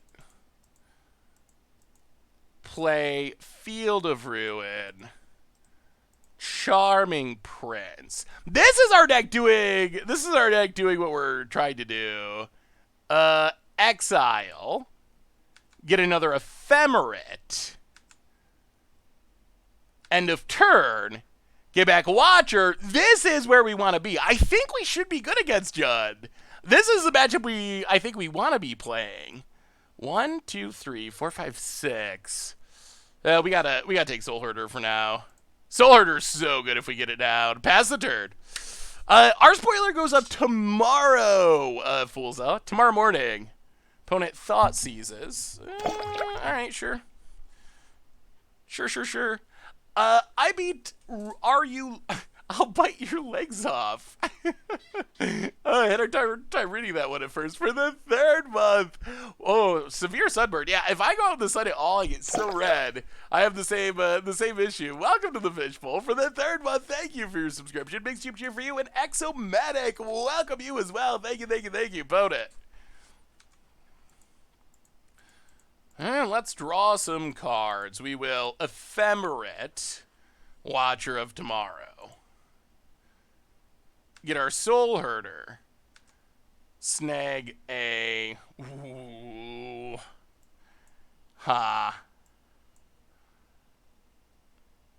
Snag a... Venser. We're kind of going off. Untap. Blink. Watcher of Tomorrow. Get the Venser. I mean, this is what our deck can do. This is where we want to be. Just drawing all these cards, churning. So what card are you most hyped for about from M21 chat? What's your number one card? We're actually getting most of the set now.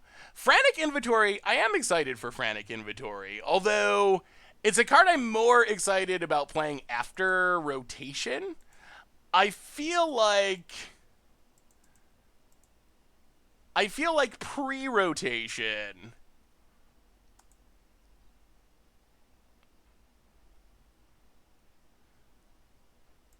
I feel like pre-rotation, it gets wrecked by the Planeswalkers too much. I feel like all the Planeswalkers, like Teferi's good against it, Narset's good against it, but after rotation, I think it's something that's going to be good. Evriel Razor reprint. Azusa, yeah, Azusa's sweet. Ugin sweet. I'm scared of Ugin. I'm really afraid of how good Ugin's going to be in Standard.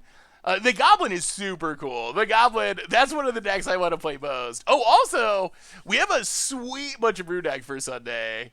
A deck that I've been wanting to build since Ikoria spoiler season, and I finally actually build it, a modern deck. So Archfiend's Vessel, yeah, that's a super cool uncommon. Yeah, I am actually worried that Ugin's going to be too good. Is it Ugin too slow for Standard? So last time Ugin was in Standard, the answer was yes. But now we have Growth Spiral, and we have Uro, and we have Nissa, and we have Cultivates and Azusa. There's like so many ramp spells that are so insane. I feel like whenever I play Standard, like half the games on turn 5, my opponent just has like 8 mana. Like, I feel like it was going to be really... Grazer is another one. I feel like this time around, Ugin's going to be really good. That's my guess, is that Ugin is going to be... That Ugin is going to be really strong to the point where I think people might be complaining about it. We'll see. I mean, hopefully it's not, but... I mean, last time Ugin showed up in some decks, but I don't think it was dominant. Well, we're definitely parlaying our opponent. This is what's so different. Our opponent didn't get down the Ren in 6, missing land drops. Now we're running away with this game. This isn't even a little bit close. Opponent's down to 7. This is what our deck wants to do, and we haven't even got to Iberia yet. So what's rotating out? So when we get to rotate, nothing rotates with M21. Rotation happens when the fall set releases, which is Zendikar. When that happens, we'll lose both Ravnica sets, War of the Spark, and Core Set 2020. So there's actually a lot. All the Planeswalkers go. What's his place from Ravnica? It doesn't seem like there's much from Ravnica right now. Ren in 6. Yeah, I don't even think we care about Ren in 6 anymore.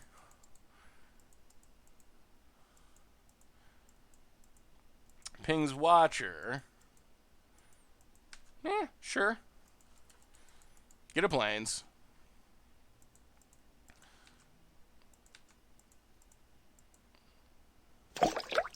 Well, we will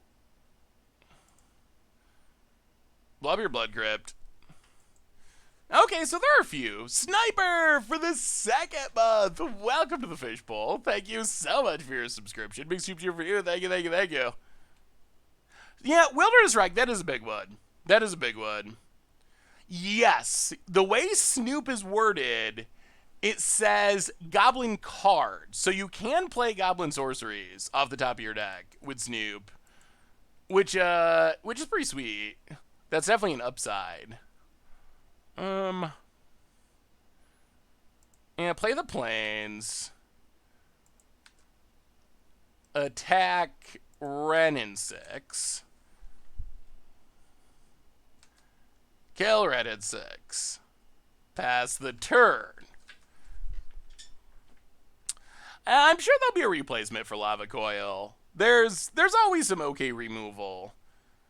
I'm not super worried about that. Like, Lava Coil, it's fine, but it's not like, whoa, that's so over the curve. Not like a, I don't know, Fatal Push or something. Yeah, casualties will be gone. So I guess there is some good stuff. I feel like out of the sets in Standard, we have like 7 full sets in Standard now. Yeah, I guess we win. I guess we win. Vetzer, pick it up, scoop it up. Oh yeah, the button, it's a little messy today, but it's there. It's actually, wow, it's kind of falling all over the place. I think we're gonna go with this hairdo for the rest of the stream. Yeah, so I think out of the sets in standard, I would say most impactful War of the Spark, and that one's rotating. Then after that, it's probably Throne of Eldraine, and it might be Throne of Eldraine, Theros Beyond Death, and then the Ikoria somewhere there, and then the Ravnica sets. So we're losing one set that's heavily influencing standard, and then we're losing the Ravnica sets, which are definitely influential, but I think the big one is going to be War of the Spark. If you take out all the ban cards of Throne Broken, I mean, maybe not. If you ban Fires and Oko and Once Upon a Time, maybe it's just a good set. Like, the adventure decks are still good. Embercleave is still good. That's it's still a pretty strong set. I don't know if it's broken, but I am so I'm going to say that we're going to see something really crazy with Zendikar for the lands. That is my guess. So we have Triomes. They come into play tapped. We have Scry lands. They come into play tapped. The lands we get in Zendikar, I think they have to be strong and untapped. I'm gonna say that I'm gonna go out on a limb and say that it's something innovative. I'm gonna say it's something like land tokens. I know there's been mixed signals from Wizards about whether they could make them. They've tested them. There's issues. There's not issues. But I'm gonna say land token fetch lands. Like, picture. Here's what I'm envisioning, and it won't really be a fetch land, but something like Flooded Strand, play 1 life, sacrifice this, create a land token Islander Plains, something like that.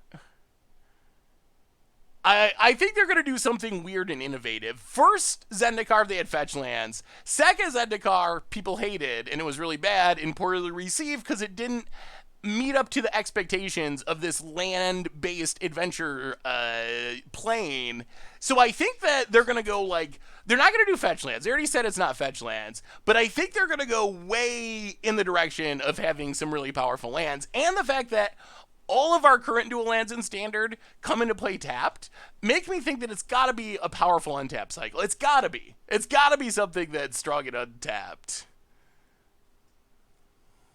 So I don't think they could do like check lands. I don't think they can finish the original the return to Zendikar cycle. I think it's got to be something that's more exciting than that. I think creature lands can show up, but I think that would be a secondary thing. Like dual lands and also maybe finishing the creature land cycle or something, or adding to the creature land cycle. So I think there potentially will be something that would also be interesting that I would like to see is the return of uncommon creature lands. I mean, they have pushed the power level so high in standard. I would like to see the return of uncommon creature lands. Like we had stuff like Fairy Conclave. I'm totally spacing on the one that Jun used to play. That becomes a 3/3 ape creature. Treetop Village. Yeah. I would like to see an uncommon. I would like to see an uncommon cycle return. I think that would be cool. Like a solid rare cycle of dual lands, and then an uncommon creature land cycle.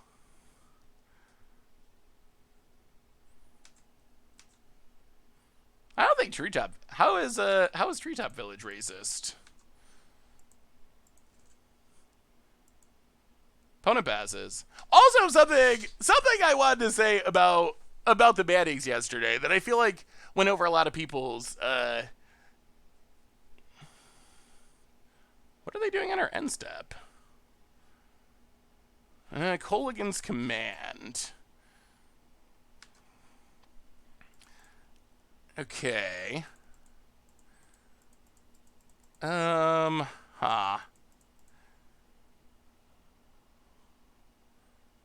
Let's just discard Winds of Abandon for now. Untap. Wall of Omens, draw a card.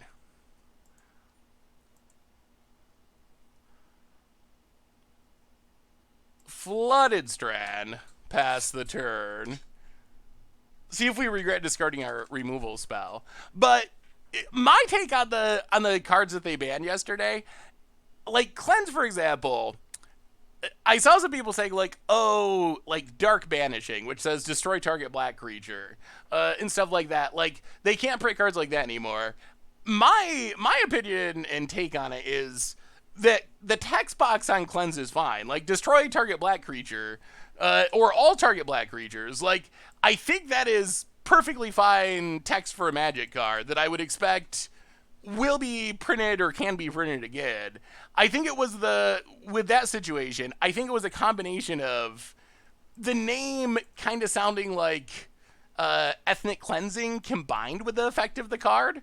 So I don't expect there to be like not color hate cards anymore or anything like that. I think that's a silly thought and a bit of an overreaction to think that they're not going to print cards like that.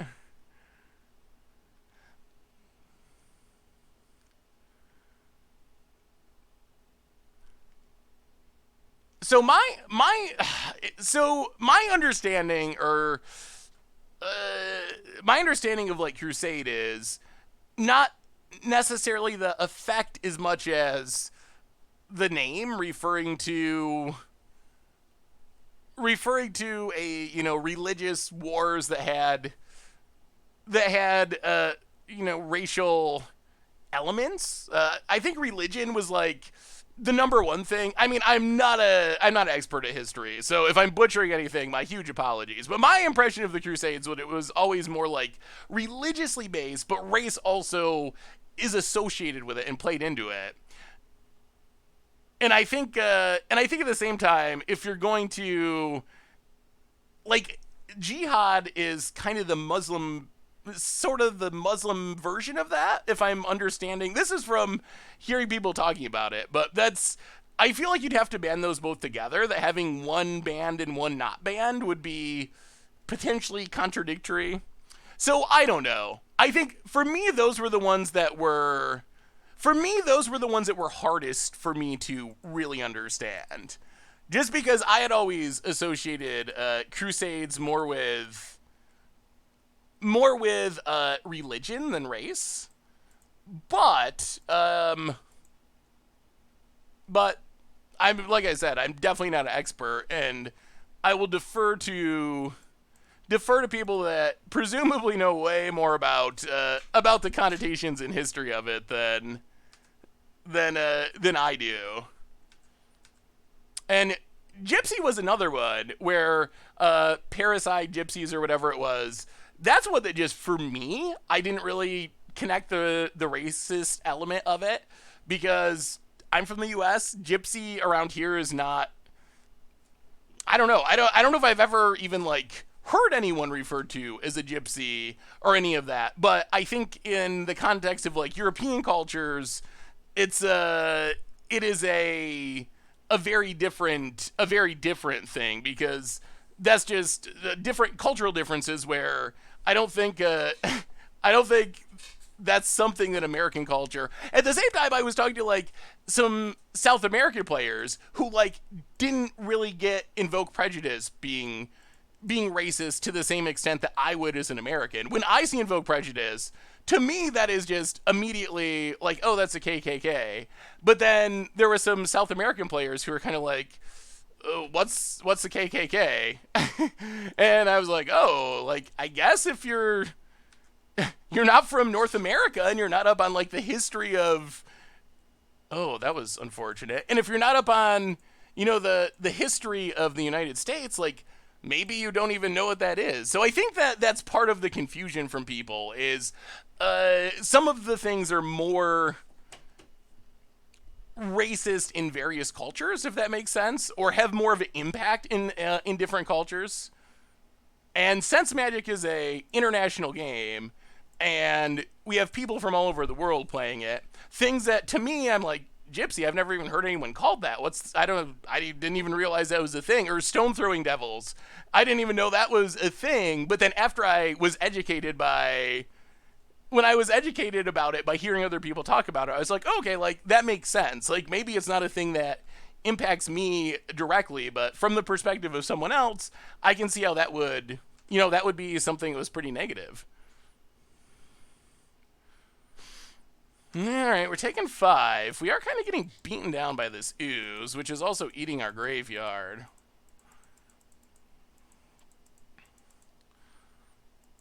Hunt Master, sure.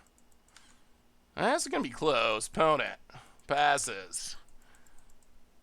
Ooh, Deputy. All right. Well, this should be good. So we get to play Field of Ruin. We get to Field of Ruin to get rid of Scavenging Ooze. We get to Soul Herder. We get to get in with Golos. We get to blink it with Soul Herder. We get to keep the ramp going. And now we're where we want to be. Do you see Mox Opal being unbanned in Modern in the near future? I would say never. I think that it would be most likely that it is never unbanned. I mean, anything could happen, but I would be absolutely shocked if it was unbanned in the near future. Shocked. Golos snags us a. Hey, let's get Prairie Streams out of the deck. Pass the turn. Oh, I think I missed a sub. My apologies. Top deck for the 9th month. Welcome to the Fishbowl. Thank you so much for your subscription. Big super cheer for you. Thank you. Let's Ephemerate Golos.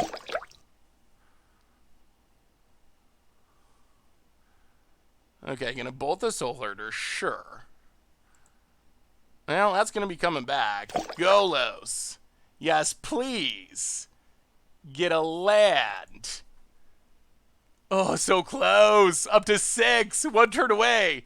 Play Golos. Oh, so many subs. Subs. Risk Factor. Heading out a ton of subs.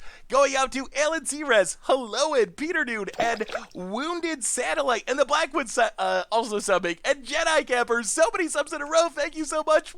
Welcome y'all to the Fishbowl. Thank you so much for your subscription. Big super cheer for you. Thank you. Golos.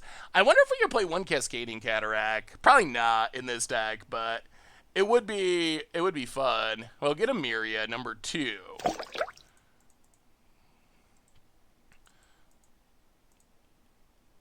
Field of Ruin, your red source. Get a Plains. Oh, this is good. This is real good. Sun Titan.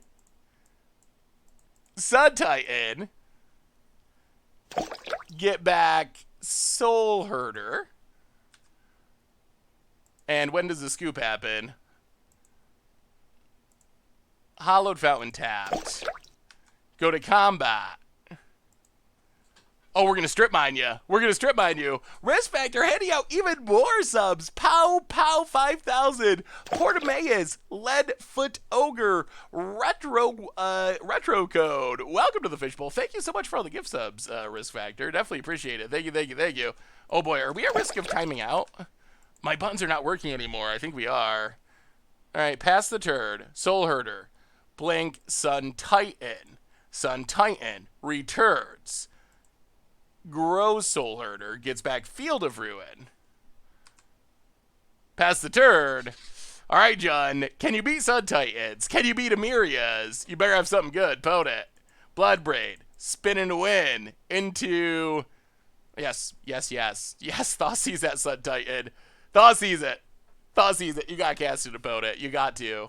Oh, opponent scoops it up. Well, we'll take it. That is a win. That is a win for Panharmonicon.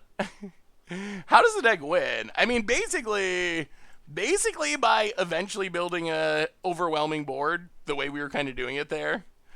We also have a reminder that our show today is brought to you by Card Kingdom. And if you need some Magic cards, you can get them over at cardkingdom.com. So thank you to Card Kingdom for supporting the show. Also, another reminder that all of our donations this month going to the NAACP Legal Defense Fund, already up to $33,0329, an odd number, which happens to be 66.07% of our goal, which I'm starting to think we might get our goal, we might even surpass our goal and crush our goal, because y'all are amazing, so... sorry for going off topic, but I love your Escape Protocol lock deck. I'm having trouble in best of one against red deck wins and other aggro. I tried the upgraded version, but it seemed even slower. Any thoughts? My current adjustment in the budget version is 2 planes and a Knight of Autumn. I think Knight of Autumn is a good idea. I think that is definitely the hard matchups for Escape Protocol lock.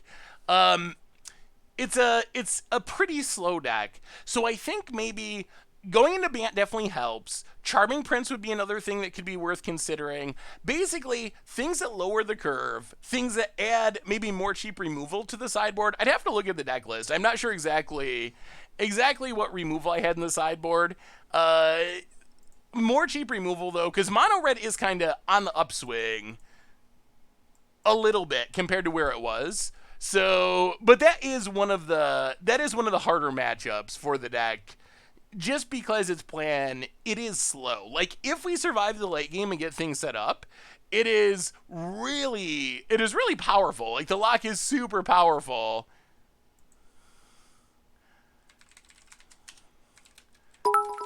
It is super powerful, but if we don't get to the late game, we have a tendency to just get run over.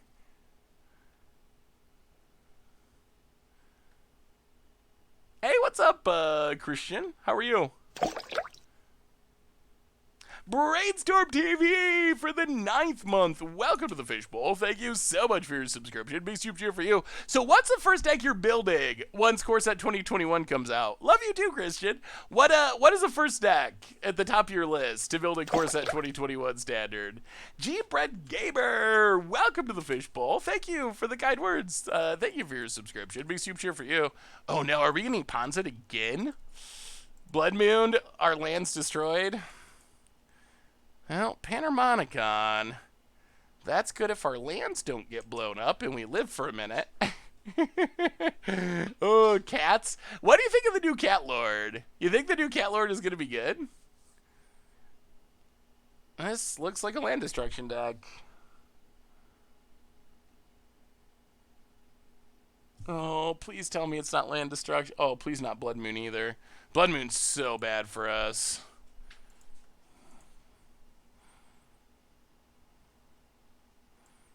Overgrowth. Oh, is this like Tooth and Nail? Huh. Interesting. Well, play a Plains. And I think we will just Flicker Wisp. And we will flicker this forest. Got him. We have a new donation from Jedi Camper. $10 donation, get us up to $33,1329, which is a mouthful with all these odd numbers. Where's Hebes to even this out? Black Lives Matter, indeed they do. Thank you so much, Jedi Camper, for the $10 donation. Bonfire off the top. Why is my F2 button not working? Yeah, the polymorph is super sweet. I'm definitely interested in trying it. The red polymorph. Opponent is going to bonfire us. Alright. Sure. Oh, untaps. If they play another Arbor Elf, this deputy. Search for tomorrow. Bonabasses. Well, it's happening. The time has come. That is a Panharmonicon officially on the battlefield. We'll see if it's enough. We'll see what our opponent can do. If they pillage it, I swear to God, opponent, if you pillage our Panharmonicon that we spent 4 mana and a whole turn on, Fire Emancipation seems nuts to me. I don't know if it'll be nuts in Standard or not, but good lord. Tripling things, what would be the... What else would you like to see tripled? I mean, I said I want my triple Panharmonicon, and I'm going to pester Wizards people until they do it. So I think it will happen eventually, just because I'm going to be persistent. But it untaps. What else would be good to triple? Ooh! $20.04 donation up to 33333 and another one up to 336333. Thank you so much. Donations coming in from that's a sweet draw. Donations coming in from Threes for Life from Chris and Risk Backer. Happy for the contest, Seth. Happy to help. Love the contest, Seth. Happy to help in any way I can. Well, I appreciate it so much. I appreciate it so much, Risk Factor, and also Chris for giving us for that brief second all the threes in the multiverse. Well, let's get rid of these Arbor Elves. They seem annoying. So Arbor Elf's down. More Amirias. Pass the turd. And I kind of like where we're at. Opponent's ramping, but they're not doing anything. I think they're trying to tooth and nail. That's my guess. And Gorfnab, welcome to the Fishbowl. Thank you so much for your subscription. Big soup cheer for you. Triple ETB, triple season. Triple season, I feel like that's going to happen. It's going to cost like 8 mana, but tripling season. Triple mill does seem sweet. Triple discard. Ooh, whenever you Trinisphere, but the card costs X3 instead of just 3. So, wow. Yeah, that would be interesting. I don't know, triple life game. I'm sure there will be triple life game for white. Like, I'm sure that's going to happen. Hopefully it costs like 1 mana or something really low, because otherwise it feels a little bit useless. Well, hey. I guess we get Soul Herder. Do we even Soul Herder? We can't even Field of Ruin. Oh, we're so close to doing things. Well, 1, 2... 1, 2, 3. Soul Herder. Go to combat attack. We got another donation for Rob. So many donations again tonight. Thank you so much, everyone. Awesome, awesome work. From Yediv, through $5 donation. Thank you for doing a donation run. A lot of people are fortunately lazy like me and don't put in the effort to research causes, but would gladly donate. Well, Yediv, I'm glad you appreciate it, and thank you so much for donating to a good cause. Are the triple cards a good thing or a bad thing? Like, do you think they're a positive or a negative?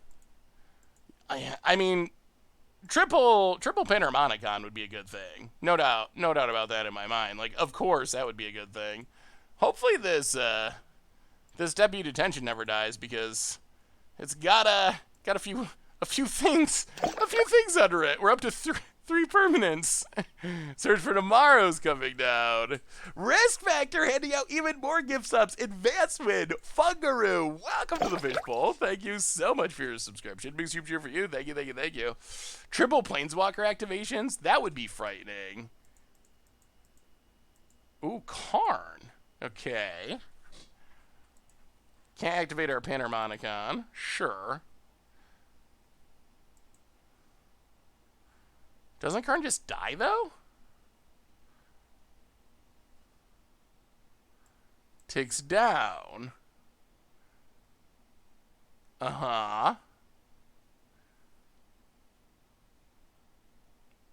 Oh, so close. So close.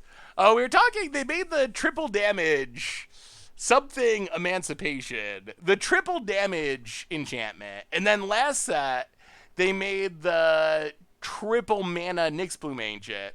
Triple card draw I feel like could happen. I feel like that would also be expensive. Triple life gain for white will happen. What's black? Like, what could black triple up? Black's the toughest one. Like, blue card draw, white life gain. That's pretty traditional.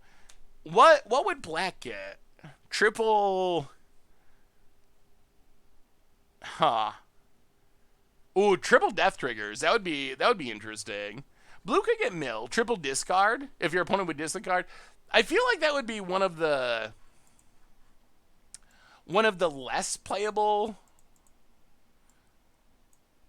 of the bunch. Well, alright. You kill Karn.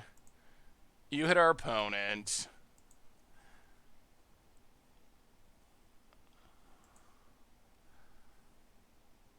And pass the turn. Oh, jeez. Okay, yeah. So opponent gets everything back for a second. Triple sack. I can see triple sack. But I think it's got to be whenever you do X, do 3 times X instead. So just like sacrifice 3 creatures. I don't know if that would count in my book, but if it was like whenever an effect you control causes your opponent to sacrifice a creature, they sacrifice 3 creatures instead. Life Drain could be interesting. If an effect causes your opponent to lose life, they lose 3 times as much life instead.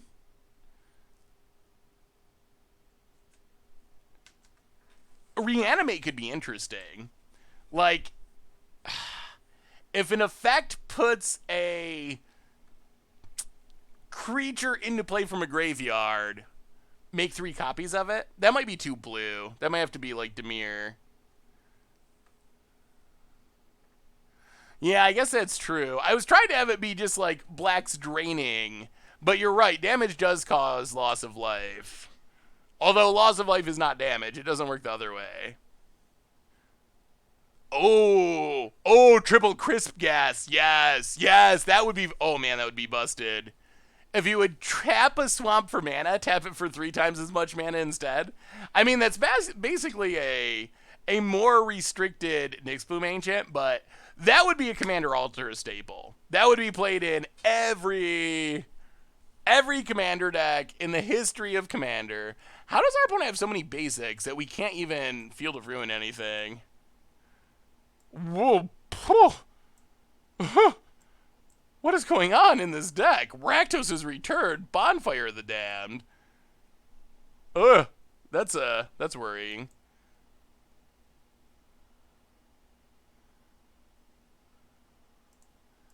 Come on, something that draws us cards, please. Wall of Omens would be great. Golos. Well, how risky are we? Golos gets a ridiculous number of lands out of our deck. It's probably worth it. We will be shields down, but get in with Soul Herder.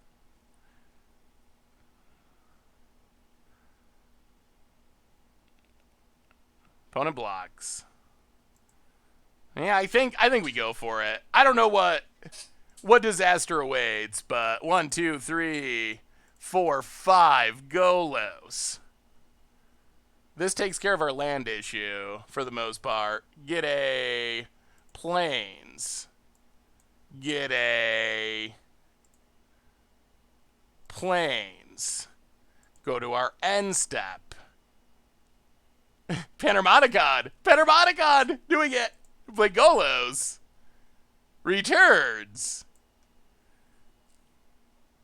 Yes. Is this going to get us all the way to Soul-meria? It is. Oh no, we're going to be 1 short. Well, get a Prairie Stream. Get a Hollowed Fountain. Alright, your go, opponent. Your go! Ooh, Golos, the one of, fun of. Triple tutor would work. It would probably have to be expensive. Are they retroactively calling mill effect mill? So mill has been keyworded now. I don't think they will go back and like, well, I mean, maybe they go back and errata all the old cards. But yeah, milling now is called mill, which is a good choice. I'm surprised it took them so long to actually do it.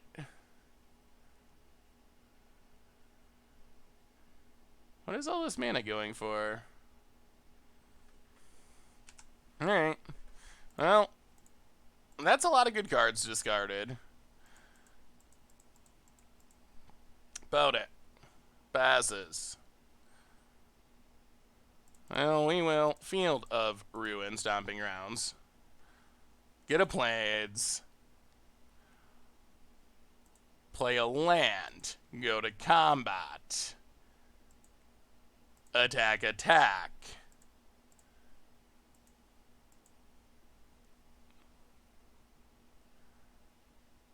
Oh, next turn. Next turn is just bonkers. It is absolutely insane. Opponent. Blocks. Blocks. Oh, next turn is so absurd. Sure. End of turn. Blingolos, double it up. Oh, next turn's going to be great. It is going to be amazing. Triple spells could be interesting for red. How much mana would that have to cost? That would have to be ridiculously expensive. Probably so expensive that it's not worth it. It would either be absolutely busted or it'd be so expensive that the only way you would play it is by cheating it into play, I think. Well, Flooded Strand, Crack a Flooded Strand. Hollowed Fountain. Thin in the deck, Crim Style. Pass the turn. Next turn, unless there's graveyard hate, everything returns. Potent. We know they can hide behind the Ensnaring Bridge for a minute. Garrick. Are they playing Death Cloud? This could be Death Cloud. With lots of X spells. Death Cloud with Ren and 6 seems like it could be good. We might have to play Death Cloud again because of that. Does this deck have... why doesn't this deck have the one that makes 5 mana make 5 mana of any color? Yeah, I wonder if it'd be worth playing as a one of. I mean, oh, this is going to be insane. This is going to be insane. So, trigger 1. We want this... So this is going to resolve first... We click. No, it's going to resolve last. So, that'll be Yorion. First, we get Sun Titan. Oh my goodness, this turd. Sun Titan comes back. We get back Deputy. We get back Flicker Wisp. We crack these Flooded Strands. Prairie Stream. Crack. Prairie Stream. Flicker Wisp returns. Flicker Wisp. Flickers of Forest. Flickers...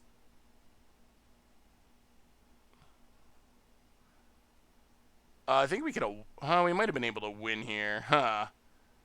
Flickers of Forest...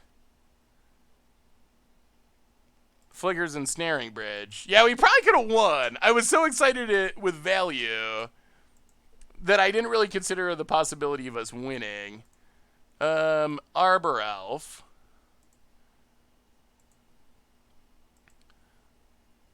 Oh, maybe we still win. Yorion. 1, 2, 3.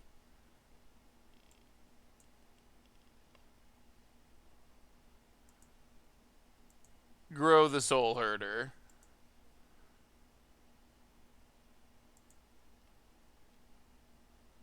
Go to combat. Attack. You.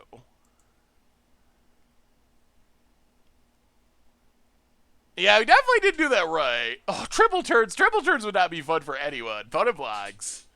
With Arbor Elf. Goes to 13. Well, we play the land. End of turn. A few things happen.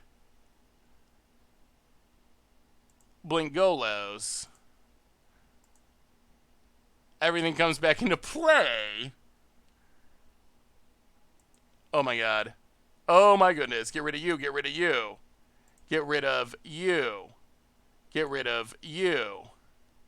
Get back, you. Get back, you. Oh, oh, Panharmonicon.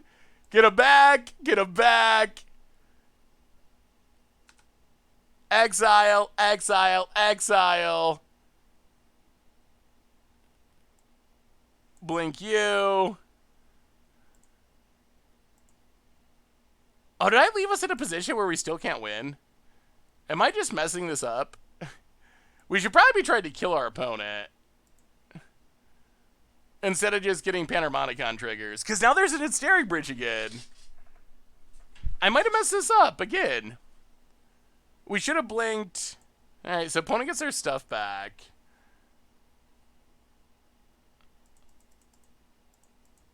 Yeah, I definitely messed this up. Now we still don't win. Yeah, Sun Titan. Get back the lands. We're gonna have no lands in our deck. Oh, this is so good. Oh, I've missed going off with Panharmonicon. Oh, this is the good life. This is the good life for sure.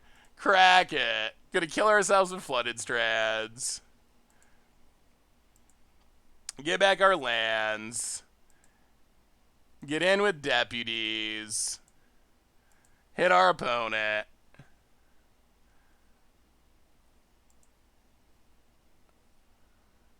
End of turn. Blink Yorion. There we go. Yorion. Going to blink everything and set us up for the win next turn. 1, 2, 3, 4. Blink it all. Grow the Soul Herder. Yeah. I guess we'll say no. Pass the turn. All right, opponent. You better make it good because you were dying next turn.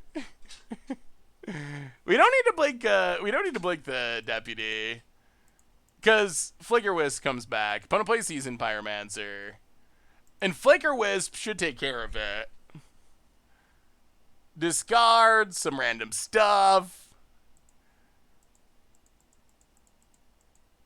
And passes. Well, here comes the dorks. Flicker Wisp. Get rid of Ensnaring Bridge. Flicker Wisp. Get rid of Seasoned Pyromancer. And now we finally did it. We get all of our lands back. No lands left to fetch, but we'll get them back anyway. Just to send a message about how good Panharmonicon is. we could splash Belak. Alright, so sure, get back the land. Sure, get back the land. Sure, get a land. Sure, get a land. Blink, blink, untap, go to combat, and we will just respectfully kill our opponent. Oh, that was impressive. Yes, the Panharmonicon win. The Panharmonicon win.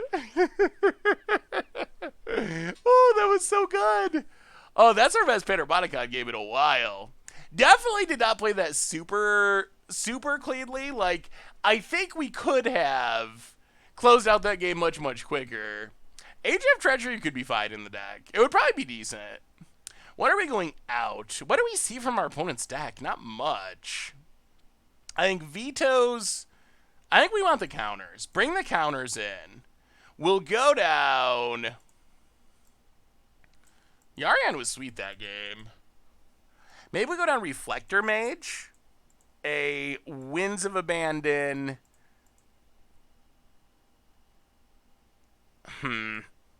How many counters is too many counters? Maybe one Watcher and Ochitai's Command. Keeping the Panharmonicon. We gotta keep the Panharmonicon. Graveyard Hate. Do we see anything from our opponent's graveyard? I feel like they're trying to Death Cloud us, maybe. Yeah, it was hard to know what our opponent was even doing because they just didn't do it. All right, we're gonna cross our fingers and trust the magic gods. With one land, I really like this hand because then we get to Wall of Omens, flicker it, start drawing cards, and we have counters. On the other hand, this could go absolutely horribly wrong, and we do nothing. That is also very possible. All right, that's a land. Flooded Strand, go. All right, rewarded by the Magic Gods. Hey, MTG Oldfish. With 43 cards left to preview for M21, is there any last-minute reprint you hope gets slipped in? For me, it's Lightning Bolt. I would love to see Lightning Bolt too. I don't think it'll happen, but Panharmonicon, always Panharmonicon. Opponent. I mean, maybe they're just ramping into like those Rakdos' returns, trying to make people discard their hands. Bolt should come with Zendikar. Counterspell would be good reprint. I feel, Dark Ritual would not be good. Dark Ritual, I can't imagine that's what they were trying to click. Huh.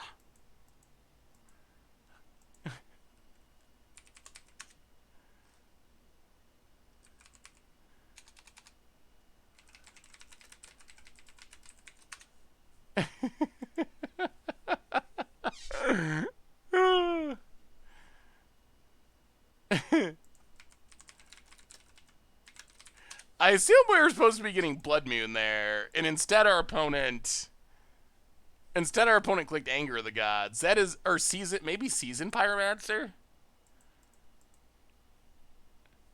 Does that mean we need to leave up a counter? I guess if we get basics, we're fine. So we'll untap. Flooded Strand, crack it. Get a Plains. Flooded Strand, crack it. Get a Island. Wall of Omens, draw a card. Pass the turn. I feel like Zendikar Rising will be like old Alara sets, creature heavy, so Bolt helps. I have high... Oh, it was Blood Moon. All right. Yeah. I have high hopes for...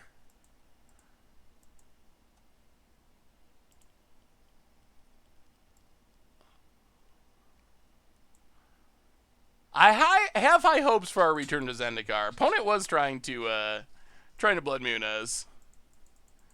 I think the return to Zendikar might actually be pretty good. Oh, why is our record 0-1? What is our record? Are we 1-1 now? Boy, this is a long and grindy league. Seasoned Pyromancer, sure. Yeah. Draw some cards. Discard some cards.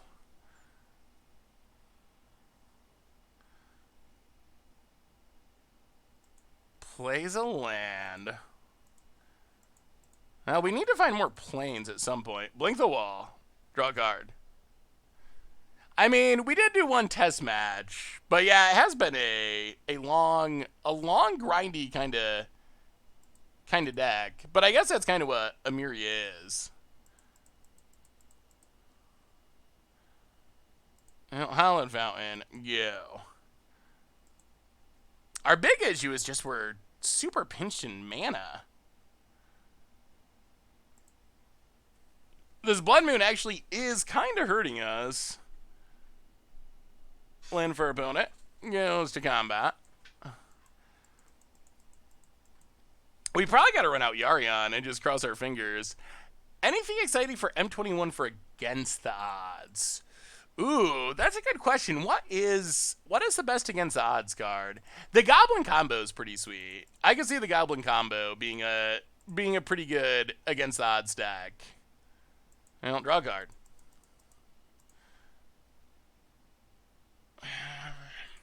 And you know what? We're going to go for it. If we get wrecked, we get wrecked. We are shields down all the way. Get another land. At some point, we got to find a way to get rid of this Blood Moon.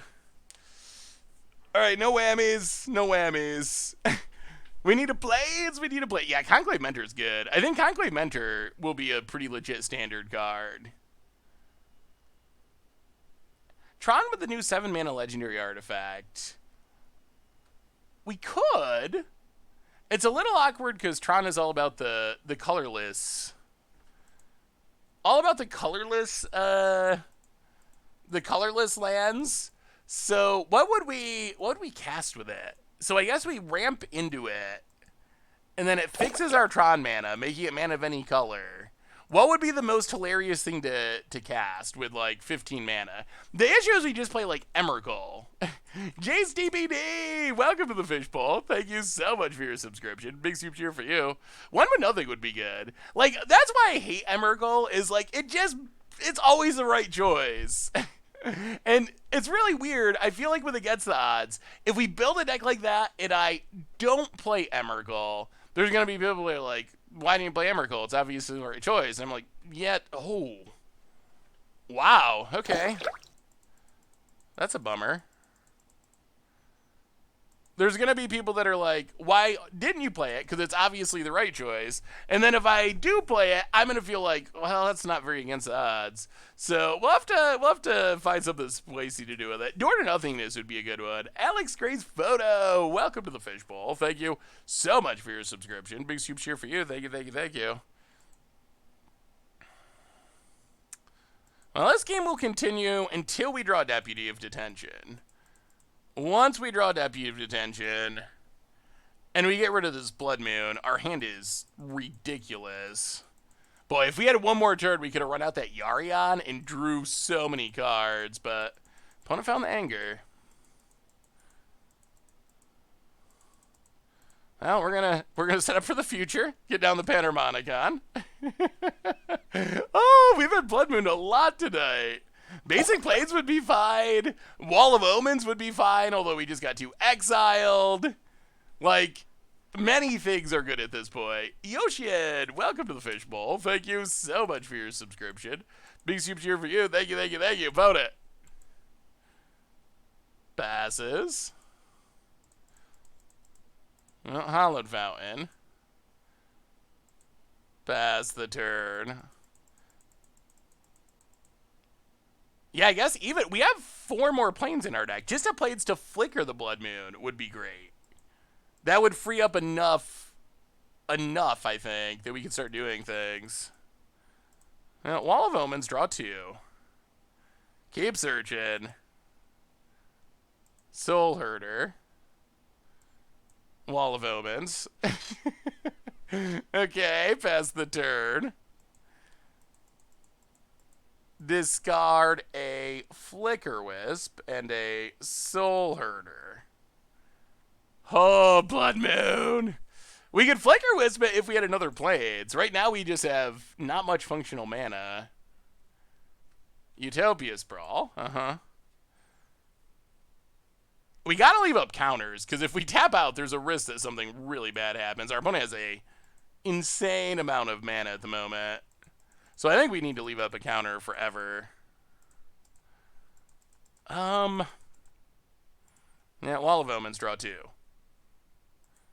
Even just a Plains. We will accept a Plains. Hallowed Fountain. Haha! Plains.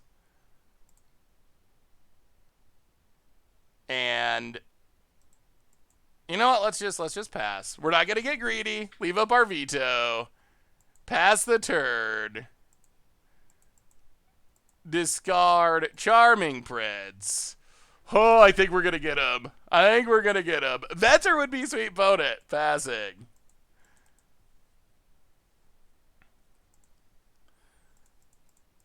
Now, we will 1, 2, 3. Flicker Wisp. Go after Blood Moon and the Utopia Sprawl land.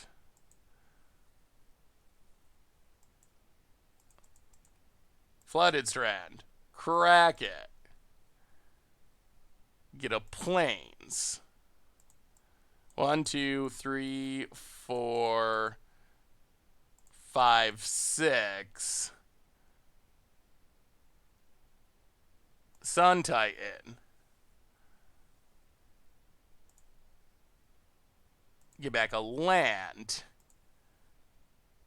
Get back Soul Herder. Now this is where we want to be. This is where we want to be. There's one little practice league. Just one. That involved a choke, maybe. Grab a planes.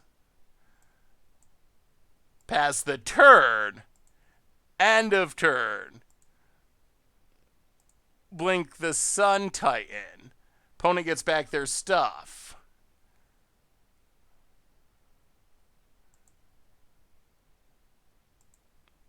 Sun Titan. Blinks. Gets back Flicker Wisp. Gets back Charming Prince. Charming Prince. Exile Sun Titan. And Scry.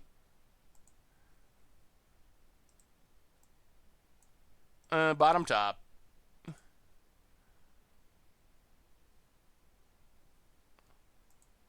Grow the Soul Herder. This is where the deck feels so great. Get back. Flicker Wisp. Flicker Wisp.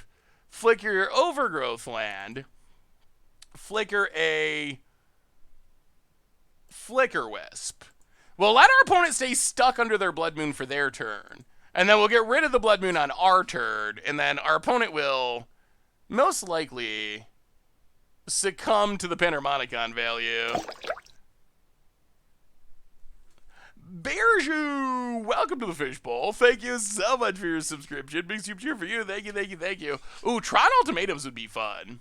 I like the idea of that. We could play Teferi in the deck. I mean, one of the reasons is then we'd be dirty Teferi players. And I don't know. We talked about this earlier. There's some lines you can't cross. But no, Teferi would be decent in this deck. Does our opponent have 2 Anger of the Gods? If they cast another one, we are going to counter it. Arbor Elf, okay.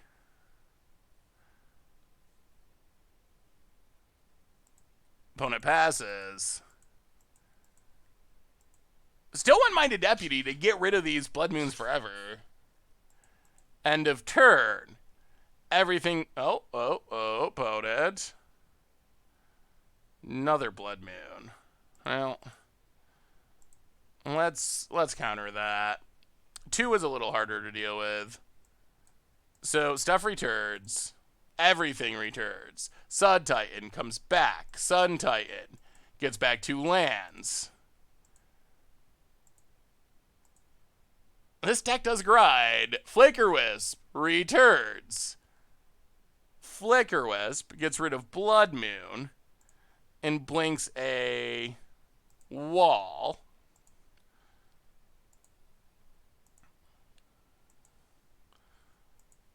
Untap. Crack a land. Do we have lands left to get? This has got to be the end. Crack it, get a land. Crack it. Prairie Stream. Go to combat. Attack. I mean, opponent kept us at bay for a minute. Wait, 6? Can we win here? Could we have won here? Yeah, I don't think we can quite win. Sun Titan, get back a land. I mean, we're Panharmoniconing. Get them back. Crack it. Again. Thin the deck. Prairie Stream. Boat it. Chumps the Soul Herder.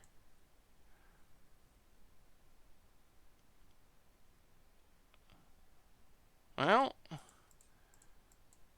we will Yorion.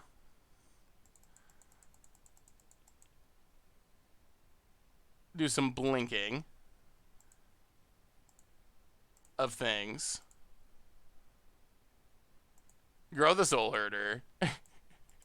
The one Yorion we added has proven itself to be pretty good. That was a good suggestion. End of turn. They come back. We just got to not mill out. Wanna choose another target creature you control.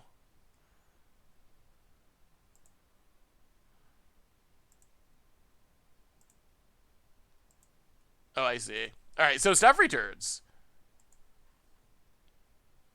Sure. Blink Yorion, I guess. Too many triggers. We're going to time out. Okay. Blood Moon comes back. Our cards return. We get rid of Blood Moon.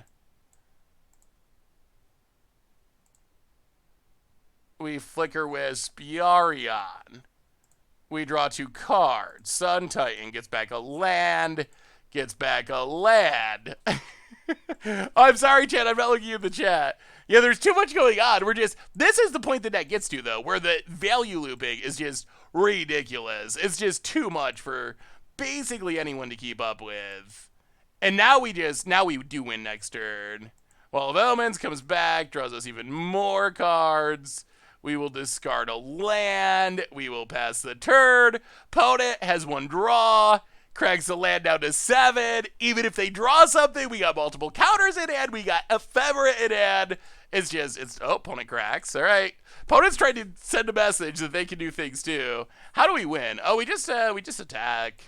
That's our main way of actually killing our opponent. Is we just attack them. It's Disdainful Stroke.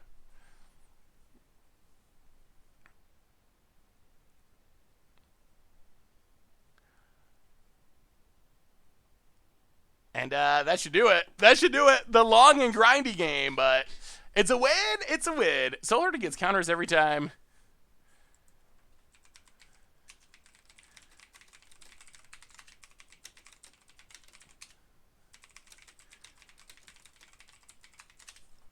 Opponent gives us a GG's and nice little banter. Opponent does some streaming, they said, too. How do you feel about Brago at Standard? Oh, I would enjoy Brago, but I think that, yeah, Soul-media's a 12-12 at the moment, and could get bigger.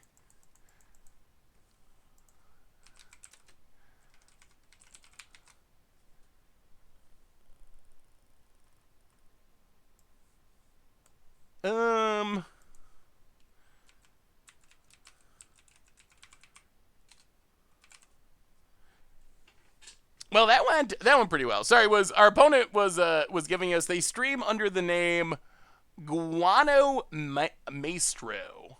Guano Maestro. That was pretty good. Yay, Bad Steve! You showed up just in time to see Panharmonicon doing Panharmonicon things. And we might actually, feed the kids, maybe? We're 2-1. Wow. Yeah, these have been long and grindy games, but we're getting there. Recently as a Magic player, I feel like if it had been recently as a Magic player, I feel like it had become more obvious than ever that there are stock holders pushing Wizards to milk their game as much as possible. Lair drops, price increases, double masters, commander brawl. Furthermore, seem to be less testing, more mistakes slip past Q&A. Maybe they're too busy pushing out products. I actually agree. I very much agree that I think that is my perception of a lot of the issues coming out of Wizards lately. I feel like Hasbro is focused on Wizards and pushing them very hard to make money, which is why we see a lot of the products.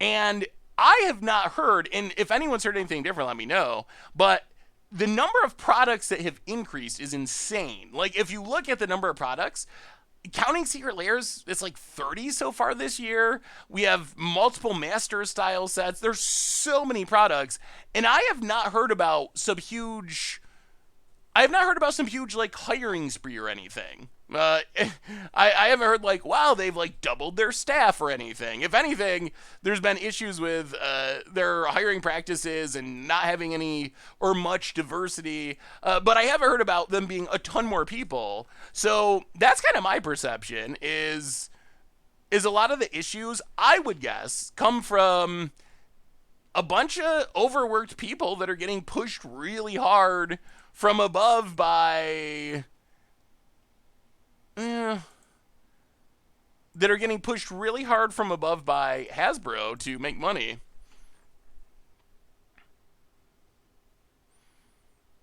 There's no way some marketing executive Hasbro is determining stats on cards and rules tags. That's a stupid idea. Play design just blows. Well, no. I wouldn't say that some marketing exec is exactly setting the power and toughness on cards. I don't think that's happening. But I do think maybe the amount of products would be something that could maybe come from that. And some of the really push cards, I could see marketing execs being like, hey, the more powerful your cards are, the more products we sell. So, why don't you really amp it up and sell us some Magic cards? I don't think there's someone's being like, hey, you're going to make Uro a 5/5 or make it a 6/6, or why don't we make that plus, that negative ability on Oko into a +2? Like, I don't think there's some marketing exec doing that, but like a general, like, make cards more powerful, I could see that being, it's Dredge. I could see that being a thing.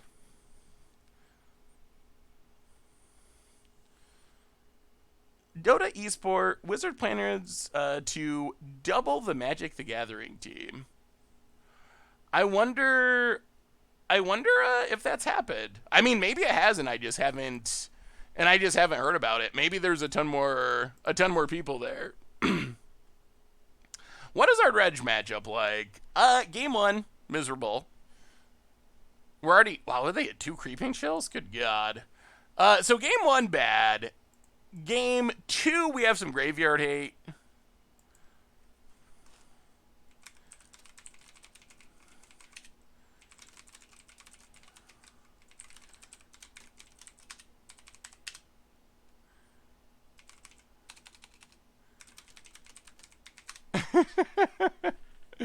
Opponent asked if I would hate them if they were stream sniping, and I told them they're on Dredge, so why would they care what's in my hand? Every time you can see a set like BMZ or Ixalan, Community Crisis set does nothing for Modern. Yeah, I think that's true. I think there's a middle ground. Like, yes, we do want powerful cards. The community likes powerful cards. I like powerful cards. On the other hand, I mean, look at companions. Just like, no one wanted that. No one asked for that. No one enjoyed that. Like, that's probably a little hyperbolic. I know some people somewhere like them, but in general consensus of the community. So I feel like while we do want powerful cards, the way that some of the powerful cards have been printed recently are not necessarily the way we, wanted them, or we're hoping they'd be printed. Heligrobe for the 18th month. Welcome to the Fishbowl. Thank you so much for your subscription. Big super cheer for you. Yeah, it was super fun to actually get to play Legacy. We don't get to nearly as often as I would like. All right, opponent's going to loan back some lands. Ox will be coming next turn. Well, Flooded Strand. Crack it. I don't know if we can value our way through this. We're going to try. Hit you with Charming Prince. Soul Herder, number 1. Blank Charming Prince.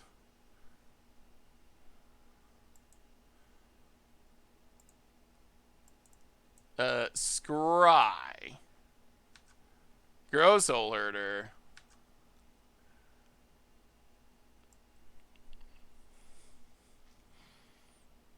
I think we keep Winds of Abandon. Winds of Abandon could actually do something at some point. We beat Guado Maestro. It was a close match, but we got there. Opponent, Dredges, Narcomoebas, Stinkweeds. Yeah, this is going to be the turn where things get pretty sketchy. Dredges, Narcomoebas. We know they get at least 3 more Dredges with this Ox. Yes, is... Not good. Ox, I assume. Ox is pretty good. Pretty good in this deck. Ooh, how is Zyrus looking, Doug? About it. NAACP, Legal Defense Fund, is a organization that you can read about it. You can read about it here, but it's a. Am I not typing it right? It's an organization that does a lot of stuff for racial equality, injustice, advocacy, court cases, tons of stuff. But check out their website to get a more in-depth view on what they do. All right, so opponent going off. I don't even know if he survived this turn. Jeez, that's a second Ox. This is absurd. Yeah, sure. Yeah, there it is. Well, eventually they're going to find the Creeping Chills because they've dredged literally their entire deck, and I think we're just dead. They all have haste. Yeah, we're super dead. There's no... Sure, I mean, we get the Wrath for turn 6, but that's not going to do it. Hi! Do you think Mutate mechanic is just a different bestow mechanic? Working to fix the same inherent disadvantages as auras they've been trying to fix for years. I don't think so. I feel like Mutate has way more drawbacks than Bestow. Like, significantly more. Because with Bestow, the gimmick is, if your creature dies, you still get to keep your creature. So, I feel like, to me at least, Mutate feels a lot different. It feels like a very risky mechanic. It doesn't, to me, feel like at all it fixes any of the problems with auras. If anything, it rewards you by doing some powerful stuff, potentially, but you're taking on a lot of risk. Oh, our opponent is... They're actually looking at our... They're actually looking at our deck. I thought they might be joking, but they just said, "Oh, nice, you only have lanterns and no rips." I thought it was a joke, but they actually are. They actually are watching. Do you think the new Conclave Mentor card, Hard Scales Out of Body, shows up in Fighter Modern Hard Scales decks and makes them green-white? I'm going to say no. I think it is worse. Yeah, I mean, honestly, I don't really care that much about people stream sniping anyway. But if someone's going to stream snipe, I appreciate the honesty, just being straight up front and like, hey, nice sideboard.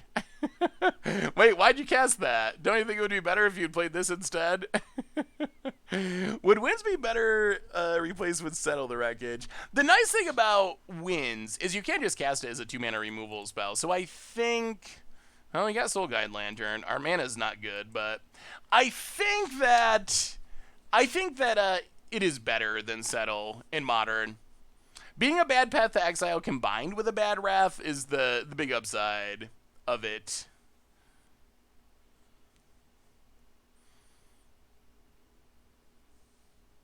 Yeah, that is also true. Like, dredge, whatever. Like, they're just goldfishing to their thing. It doesn't especially matter if they know what's in our hand. Either we manage to get Graveyard Hate and stop them, or they combo off and kill us. I mean, that is basically it. Screen sniping during Solitaire. Stopping grounds for our opponent tapped.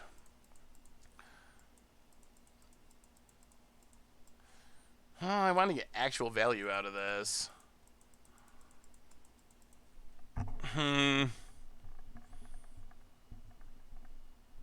now we're probably going to have to actually play Soul Guide Lantern.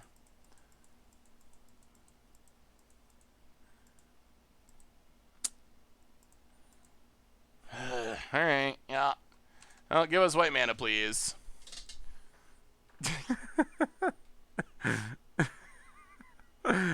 Our opponent's making comments about my commentary.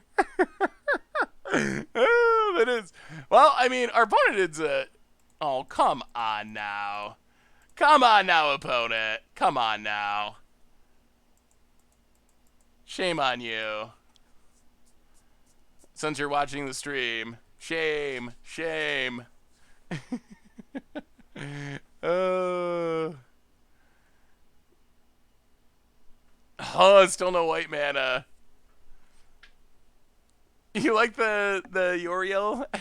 I had a really hard time pronouncing that. I mean, it was probably obvious in the video, but that was not an act. If you ever thought that all my mispronunciations were just me putting on an act. I mean, I guess watching the stream probably also makes it clear that that's not true, but yeah, that was a tough one. Oh, opponent said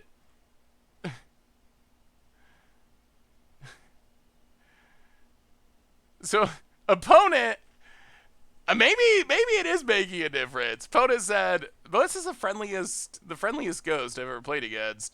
Opponent said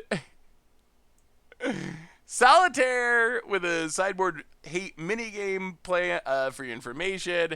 I had to mulligan some hands because I knew you had Lantern. So apparently because they knew we had Lantern, they mulliganed until they found their answer to Lantern. What can you do? What can you do? Yeah. At least they're friendly. I appreciate that. They're friendly and upfront about it. At least if you know, like, I don't know. I wouldn't stream snipe. That's not my style, but it is a risk you take when you stream, and technically it's not against the rules, so it's not personally I don't think it's ethical. I think, like, I don't know. To me, it feels unethical, but it's not cheating under the rules. And if you, or maybe not even unethical, yeah, probably unethical, but unsporting at least. But it is definitely not against the rules. Basically, the theory is if you stream and put your gameplay out there for everyone to see, the risk you take is that your opponent could be one of the people watching you. And there's not really any way that you could do anything about it anyway. So I think that there should be a... I think that there should be a norm in the community against it. And if anyone asks me what I think about it, I think you shouldn't do it. But I see some people like freak out about it. Every once in a while, there's someone who streams that is on Twitter ranting about how someone was stream sniping them, and I don't know. To me, you're watching my stream. I mean, you're a viewer in the stream. If you beat me, Anders, I would say maybe you can give a donation to our charity drive, NAACP Legal Defense Fund. Fair. How about that? You get to stream snipe and know I have graveyard hate, but you can donate to a good cause. I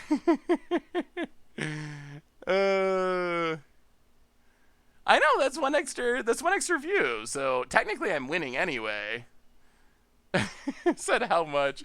You don't actually have to, but it is a good cause. But I was not actually expecting you to. We need. I guess we need to spin Wall of Omens into Graveyard Hate. Ha! Ha ha! Alrighty then. Oh no, what's going on? My mouse is dying. My computer's dying. Something's dying.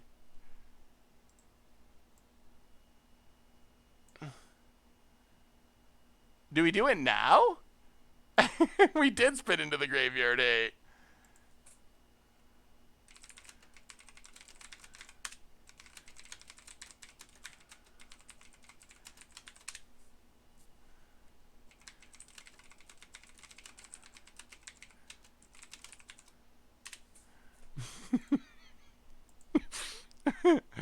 I couldn't resist.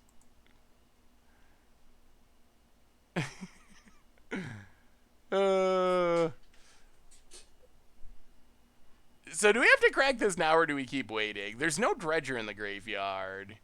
There is an ox, though. Yeah, I guess we just do it. Boom! Out of here, graveyard. Next. Oh, I will move myself again.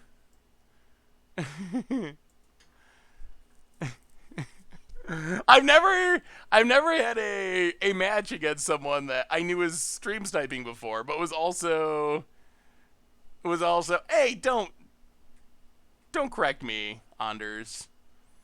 You can snipe my stream, but no critiques.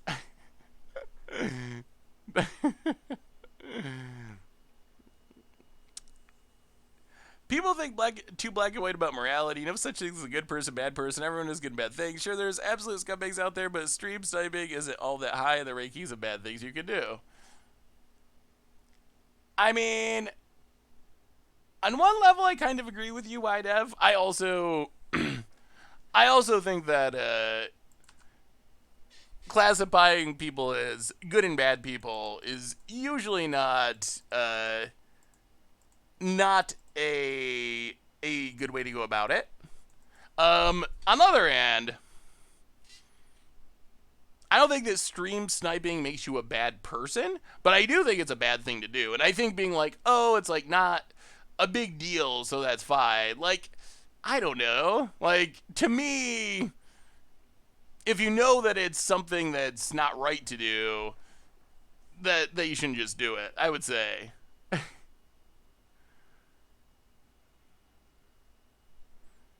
Path to Exile is not the most helpful. So, well, we will Soul Herder. Go to combat. Attack. We have a pretty slow clock, unfortunately. Missing these land drops has been not ideal. Being able to leave up Venser would have been sweet, but Blink Watcher.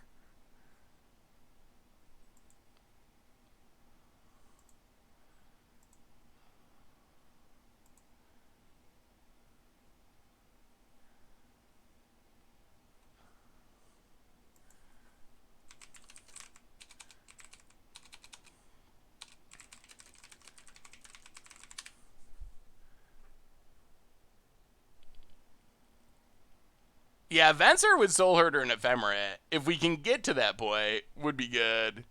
If you stream snipe, what's the point of Plague? I mean, that's kind of my take. That's kind of my take is, I play Magic to have fun, and I want to have a good game. But I'm also in some sense in a position where I can value that.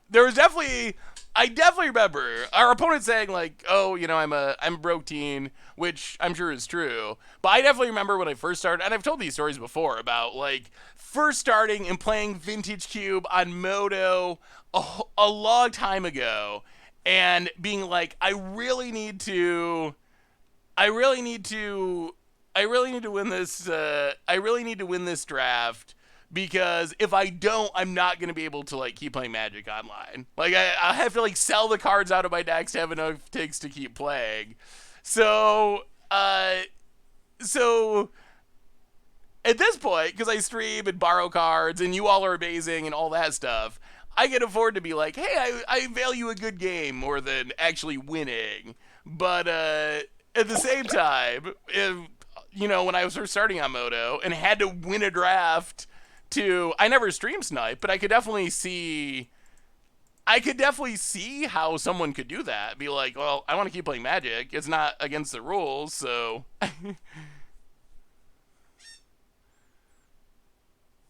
Big Nips for the 8th month. When are you taking me to dinner? Next time we're in the same place. Big Nips and Magic Tips. I'm down. Next time we're at a GP or something. We can go do some dinnering. Alright, Hallowed Fountain, untapped. Go to combat, attack. Hit ya.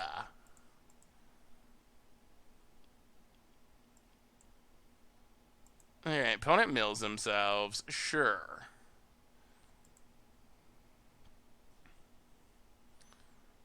Yeah, pass the turd. Leave up Venser.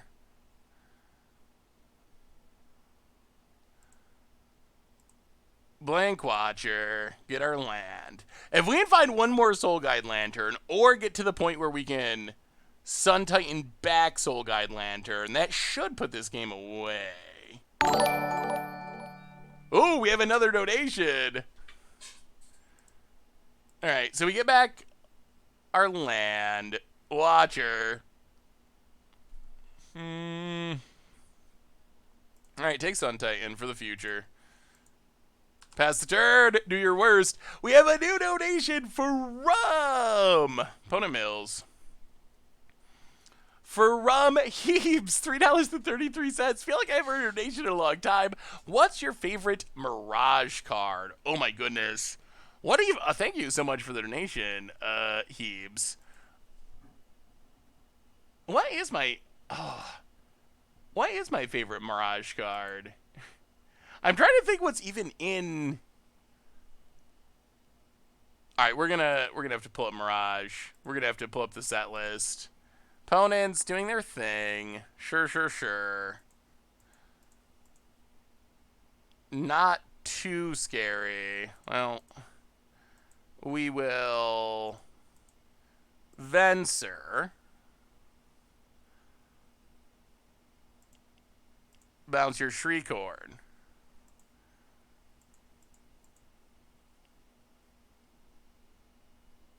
Thank you again, Heaps, for the donation. I'm going to have to pull up Mirage. I'm trying to think of what cards... Well, the Tutors are obviously cards that we've played a lot. I don't know if I'd consider those my favorite cards, though. It's got to be one of the janky... All of that era of cards kind of blend together. Mirage, Visions, Weatherlight. For the jankier cards, without actually, like, looking at the cards... It's hard for me to always remember which was in which set. What is the sweetest card? Here's a set list. So the top cards are obviously heavily played for the most part. Cadaverous Bloom has had some sweet decks. Oh no, does this have one of the janky mana switchers? Where like you have a huge cumulative upkeep and all your lands tap for the wrong color of mana. Oh, those cards crack me up. I guess I don't know what my favorite card is. I guess I'll name something boring like Enlightened Tutor probably. I feel like I haven't played a lot of the cards lower on this list before. Huh. That's a good question. You stumped me. Celestial Dawn is sweet too. That is another good choice. Pona said if they cared about decency, they wouldn't play Dredge. That's hard to argue with. Oh, is Polymorph Mirage?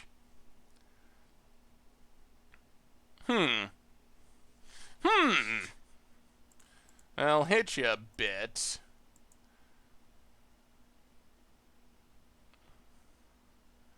3, 4, 5, 6, 7.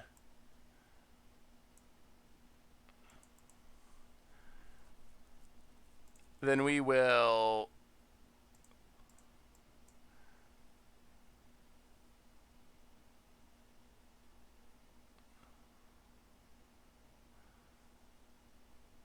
Flicker Wisp. Flicker Venser.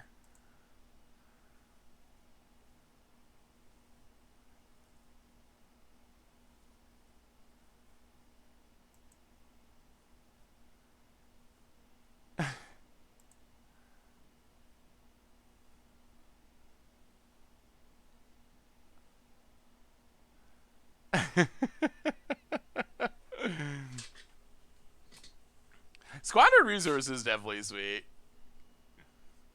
Alright, I'm gonna move... I'm gonna move the camera back. Oh, sorry about it. You're fighting the good fight. This has been a interesting... I will admit this is one of the most interesting dredge matchups I've ever played. Thanks to our opponent. Our opponent's definitely reading the chat because I guess I gotta move my sound again because they keep responding. They keep responding to comments in the chat. Oh, we're gonna planes in case we need to blink. Venser returns. We will blink this Watcher. Venser, bounce your land.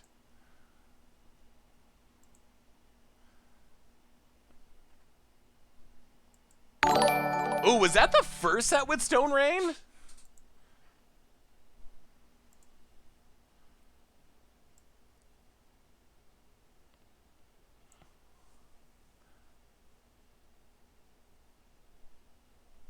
We have another new donation from... Alright, so we get our stuff. We get... whatever. Another Sun Titan. Sure. Can never have too many Sun Titans hidden away. From Bungle Joey, $5 donation. Sorry, Seth. I've neglected the streams for a few months because Magic isn't doing much for me these days. But I saw a Panharmonicon. It couldn't resist. Could get the old-fashioned eye roll, headshake, smile. It's a combo. Oh, for my now wife, Christina, congratulations. Thank you for the donation. And it is a combo. And welcome back to the stream. And hello, Christina. Hopefully you're enjoying the stream as well. Good to see you, Bungle Joey.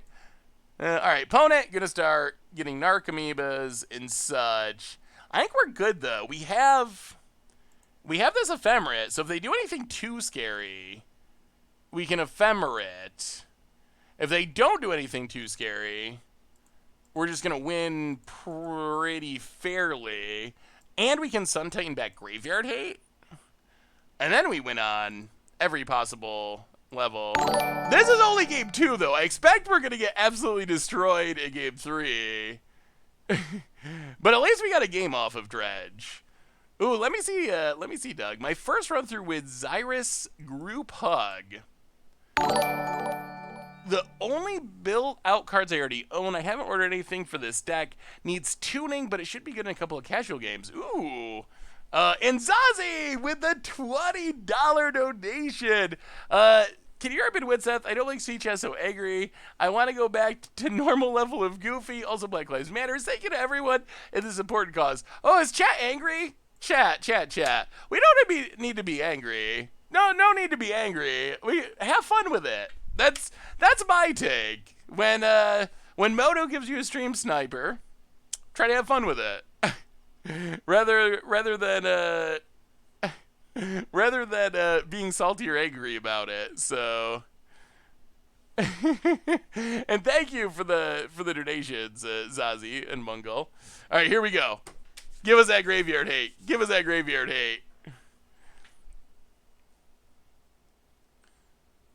Hide my hand. So my theory is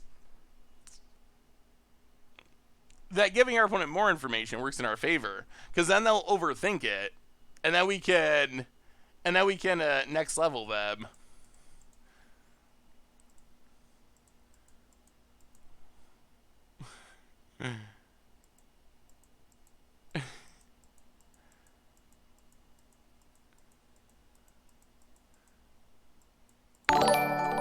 We have another new donation from Heaps.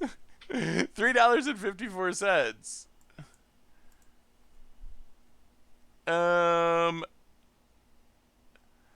I tried to do a fake keep to trick our opponent, but it didn't work. It was pretty obvious. Well, that's not a graveyard he had. Heebs, $3.54. I'll get us back to even and above 4K on my way out. Keep it classy, chat. Boo to this opponent. Well, Heebs, have a wonderful night. Thank you for all the donations. Thank you. We're gonna keep mulliganing, I guess. Okay. Sure, we got a lantern. We will keep.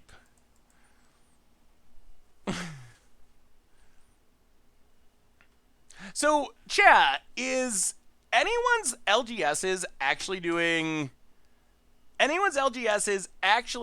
pre-releases? I'm actually curious. I know because I'm in upstate New York and they're doing like they're doing these like stage reopenings and it's stage 2 or almost stage 3. I don't even know. So stuff is like kind of starting to open back up. So I was wondering if there were places. Well, I don't really have an LGS anyway, but as far as businesses opening up in my area, they're starting to. So I figured that possibly we would see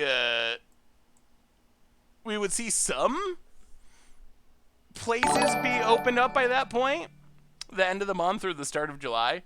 The Gracie Dog donating to a good cause while watching Seth do goofy Panharmonicon stuff. Priceless. Well, the Gracie Dog, thank you so much for the donation, and we've been doing all right with Panharmonicon, honestly. Opponent Shriek Horns.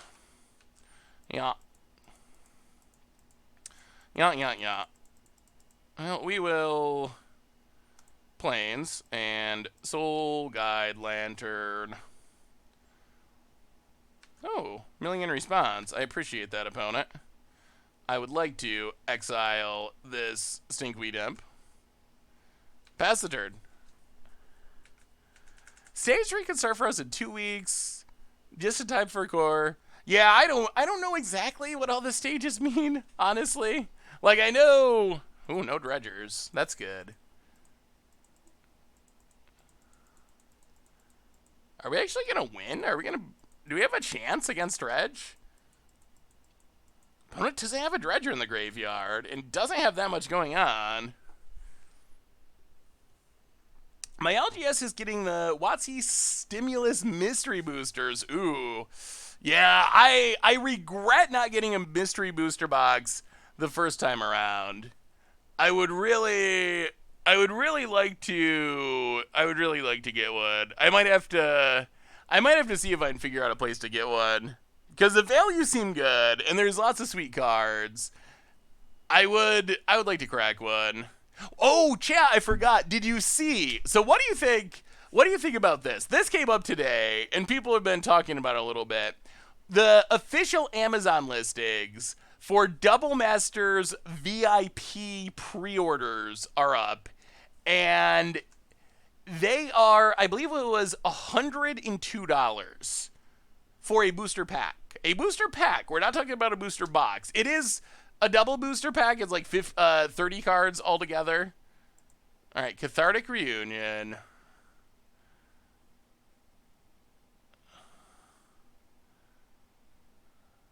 Dredges a bunch. Well, we pass the turn. Okay. I kind of like where we're at now. Ronald Grinder with the $8.54 donation. 3, 4, 20, 69 for the lulz. Well, Ronald Grinder, thank you for the donation. That is a good one. Thank you so much. Goes to a good cause and a ACP Legal Defense Fund. But you do get 2 box toppers, I believe, if I'm understanding it right. The $100 booster pack comes with 2 box toppers. 2 box toppers is, I mean, that is potentially a lot of value. If you look at box toppers we have seen so far, ooh, they hit an ox. If you look at the box toppers that we have seen so far,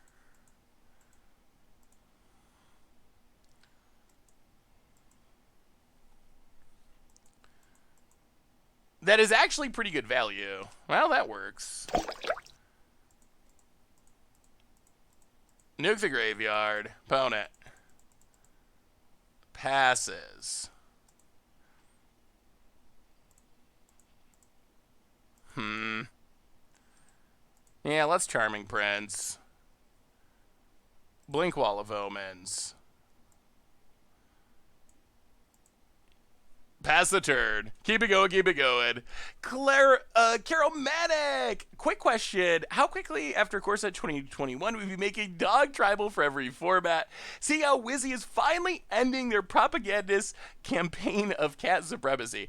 I'm super excited that they finally are putting real dogs in Magic. So I plan on making dog tribal, although I really expect we're gonna need a few years of sets for them to really get to the point where they are powerful. So I expect we're gonna have to wait a bit. Loam. Okay. Opponent. Passing. Winds of Abandon, eh? Well, go to combat, get in, hit ya.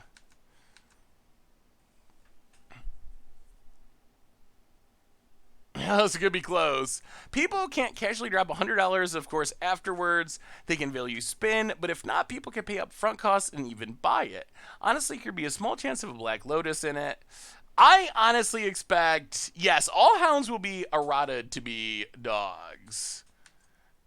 I honestly expect that the set will sell pretty well. Just because I expect that the box toppers, the value is going to be high enough that people will buy them from a EV kind of perspective. Yeah. Well, we untap. Field of Ruin. Now let's... Ugh. Do we even have to kill anything? Can we just wait another turn? We really just need another land or two. Ooh. So this turn we only take 2 if we block. All right, we'll pass. We'll just pass. I mean, if we get to the Winds of Abandon, it's pretty good. Sun Titan getting back Soul Guide Lantern, also on the pretty good list. We still need another land to make it happen. Yeah, Blue-White Emiria with Panharmonicon.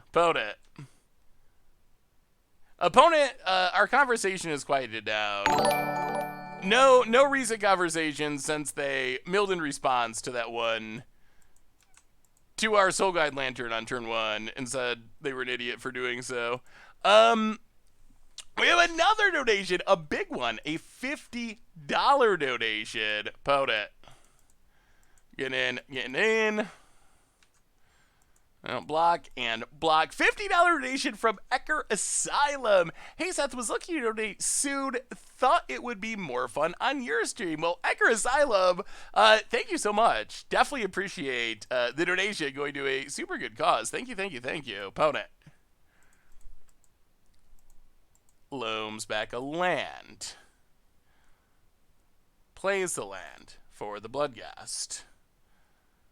This is a pretty big draw. Soul Herder.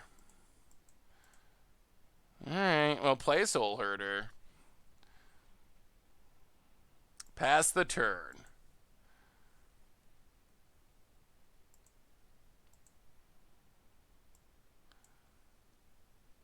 Opponent cracks. Stomping Grounds tapped. Oh, blink the wall.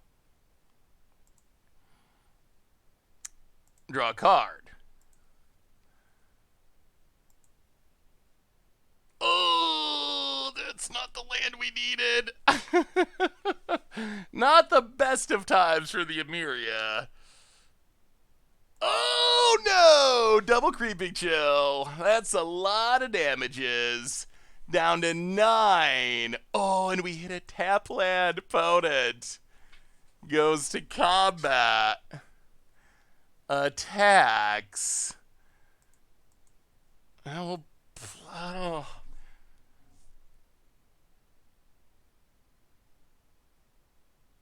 What do we do? What do we do?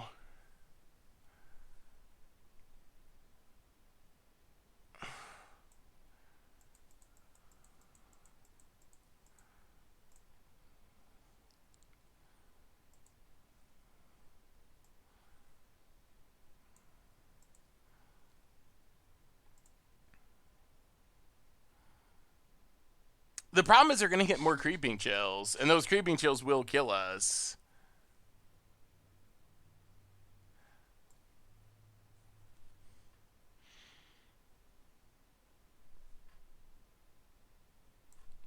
Well, block and block.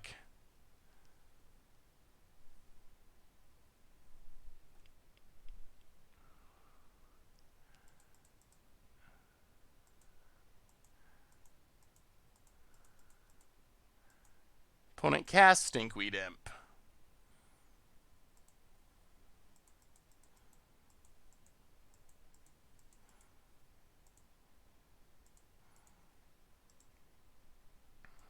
Well, Winds of Abandon.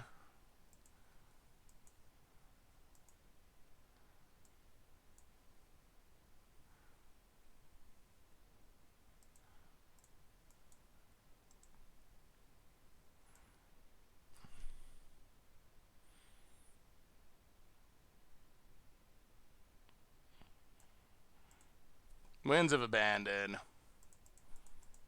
Soul-meria. Ugh, that was really unfortunate time to draw Soul-meria. Not the best time, unfortunately. It cost 6 mana to overload. And we drew the Muriel last turn, so we were a mana short. We really needed to hit an untap land there. If we hit an untap land, then all kinds of good things can happen. But hitting the tap land, not optimal.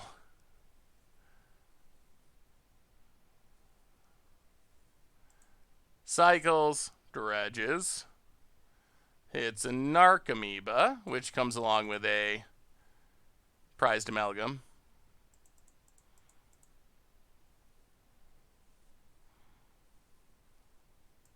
Oh, really?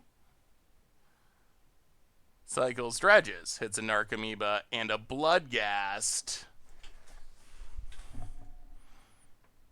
Oh, what a way to end it. What a way to end it. We added a Narcomoeba right before we started playing at the chat's request. Opponent goes to combat. Attacks. We block.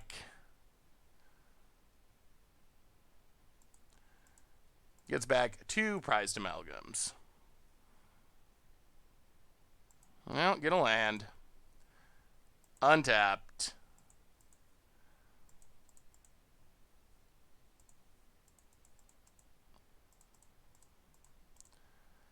Sun Titan coming down a smidge on the late side. Sun Titan gets back Soul Herder.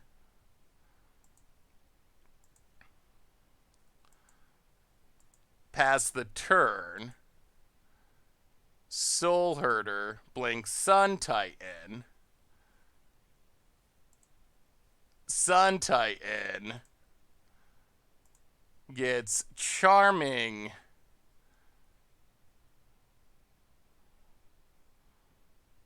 Prince.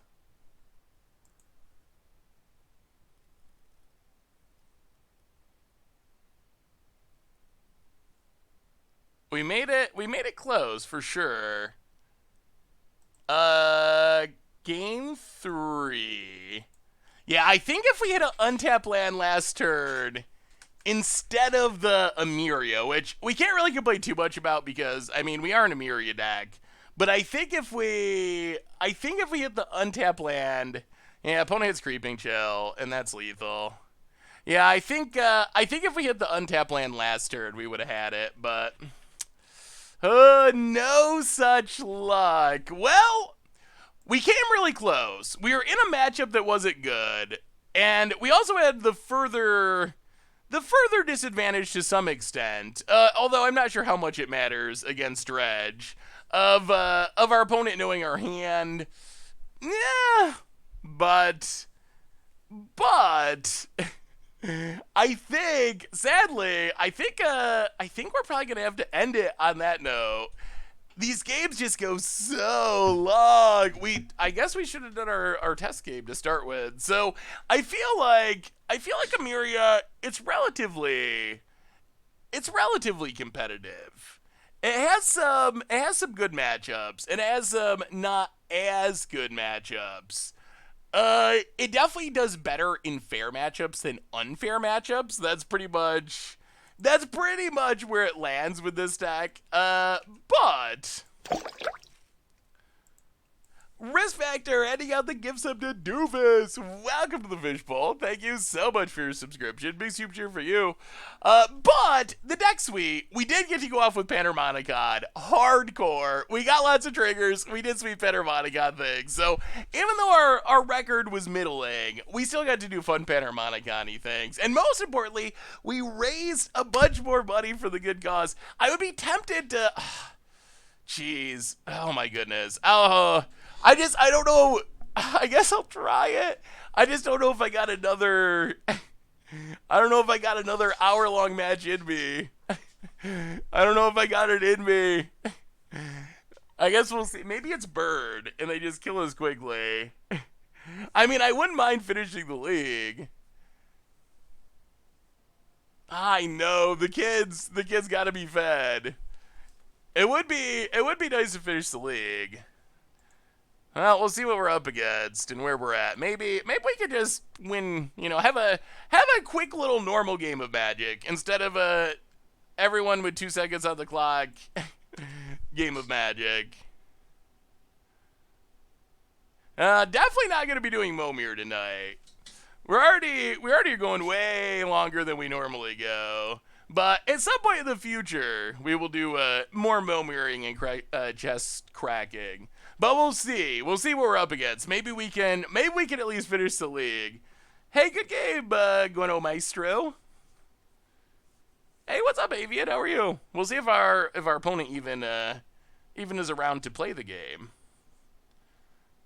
They perhaps are not. How have you been, Avian? Yeah, that was a good match, Guano. Your deck looks sweet. Did your deck have Death Cloud in it? I was trying to figure out what exactly I saw, like the Rakdos' returns. I was trying to figure out what exactly the payoff was, or what you were trying to do. It definitely looked like a cool idea. Opponent, Forest, and oh boy. Alright, so looks like it's gonna be the land destruction grind. Opponent plays Utopia Sprawl. Well, Flooded Strand. Correct, Flooded Strand. Grab a Plains. Play a Charming Prince. And Scry. Yeah, if you ever miss anything, the replay YouTube's a good way to catch up. Suntitan bottom, and I think we keep the land. I'm really afraid that our opponent's just going to start pillaging our lands.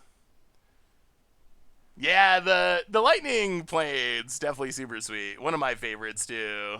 Very unique. About it.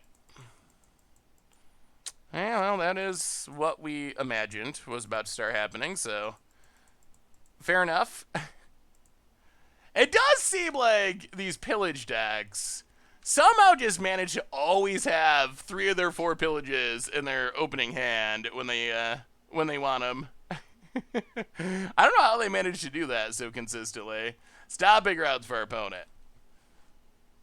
Bloodbraid Elf. Do they hit a pillage? Oh, more Utopia Sprawls into Bloodbraid Elf. Perhaps. Flicker Wisp to get rid of this forest would be sweet.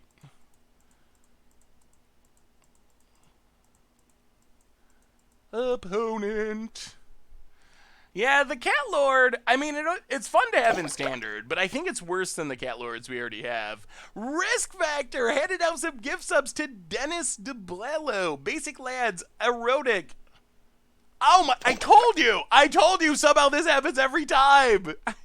And Elkazo, welcome to the Fishbowl. Thank you so much for your subscription. Big soup cheer for you. Thank you, thank you, thank you.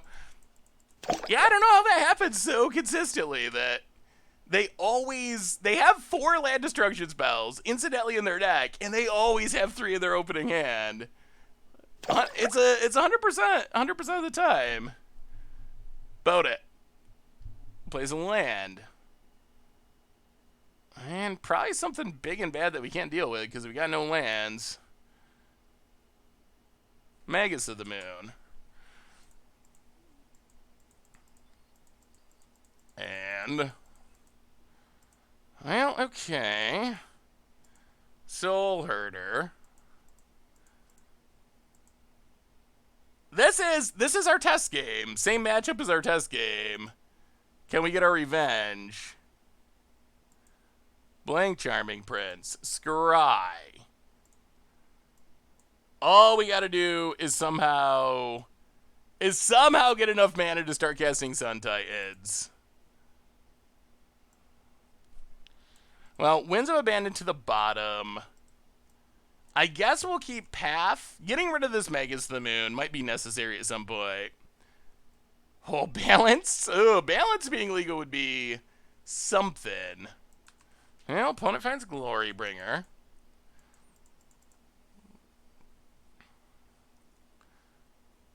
Attacks, exerts, kills Soul Herder. Okay. Well, we'll see. Opponent had the good draw. We'll see where it leaves us. Yeah, I guess we attack with Charming Prince. Go aggro. Hit our opponent. Down to 11. Only 1 card in hand.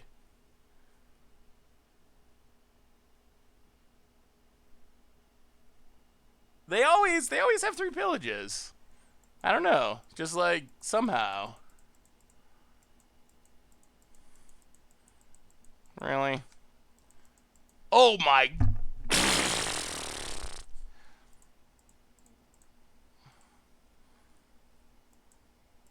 Okay, sure.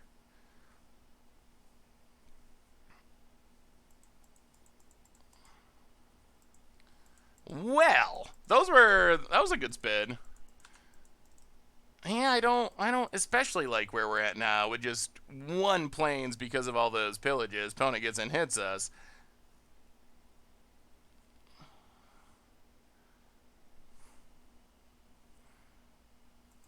Okay, pass the turn.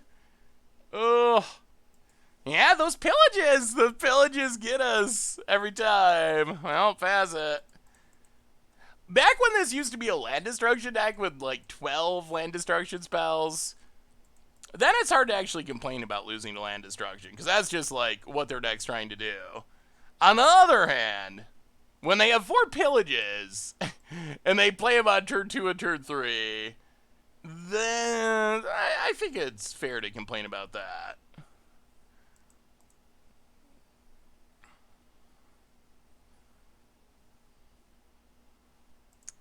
Well, we'll see who draws what. More lands would be great. Opponent gets in with Bloodbraid. Hits us. Another plains would make us super happy. Soul-meria. Well, that's not a plains, but we will play Soul Herder. Pass the turn. I mean, opponent's out of cards, and they don't really have card advantage. We get to blank Charming Prince. They're going to get back 2 tokens. Yeah.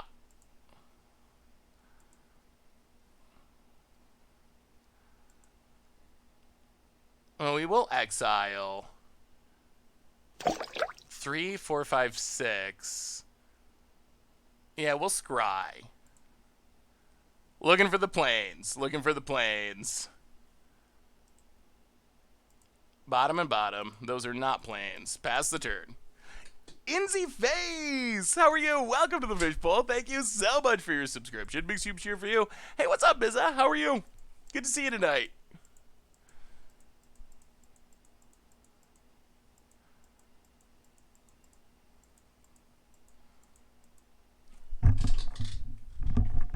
I told ya! It's always 3. It's always 3. Every time. Every time. So opponent draws another pillage, of course. And gets in with Bloodbraid Elf. We go to 4. We untap.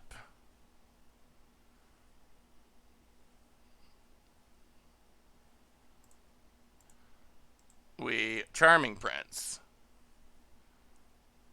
We exile Charming Prince.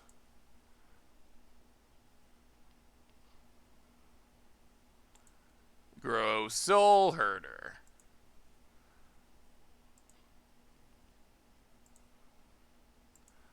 Pass the turn. Exile Charming Prince. Gain 3 life.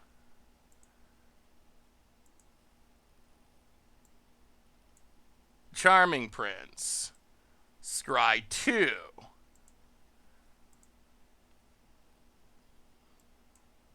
Bottom and...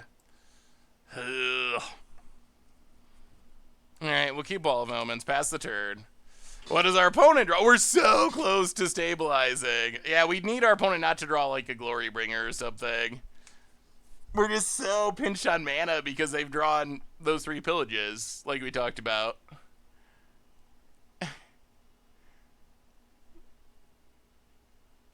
About it.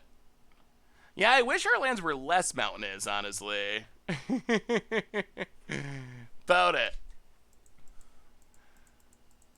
Combat. No attacks. Well, we untap.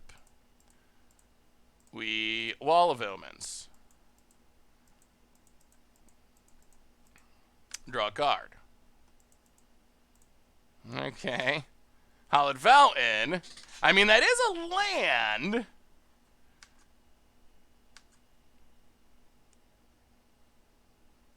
Flicker Wisp. Exile Charming Prince.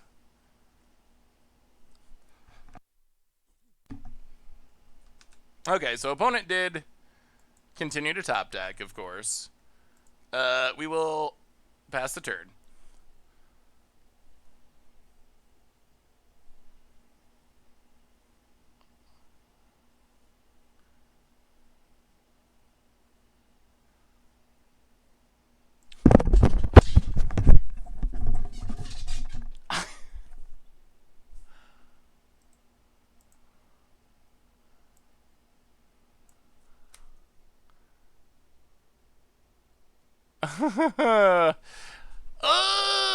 Yeah. Well,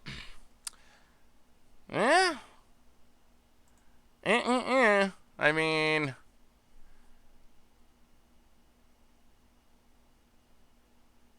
yeah. Okay. Well, at least it didn't go super long. They would make a charming couple. Yeah, they attack Exert, they get to kill our Soul Herder, and then... Yeah, those were really solid top decks. Have a good weekend, Maestro. But, it happens. Those were the cards we needed our opponent not to top deck, and they top decked them. Yeah, we're done after this game. We went very long tonight, but... After this match ends, we are done, which could be soon based on our opponent's top decking ability. Hey, thanks, Guido. Thanks for the match. Good to see you, Cheeky. By the way, hello. Opponent considering their hand.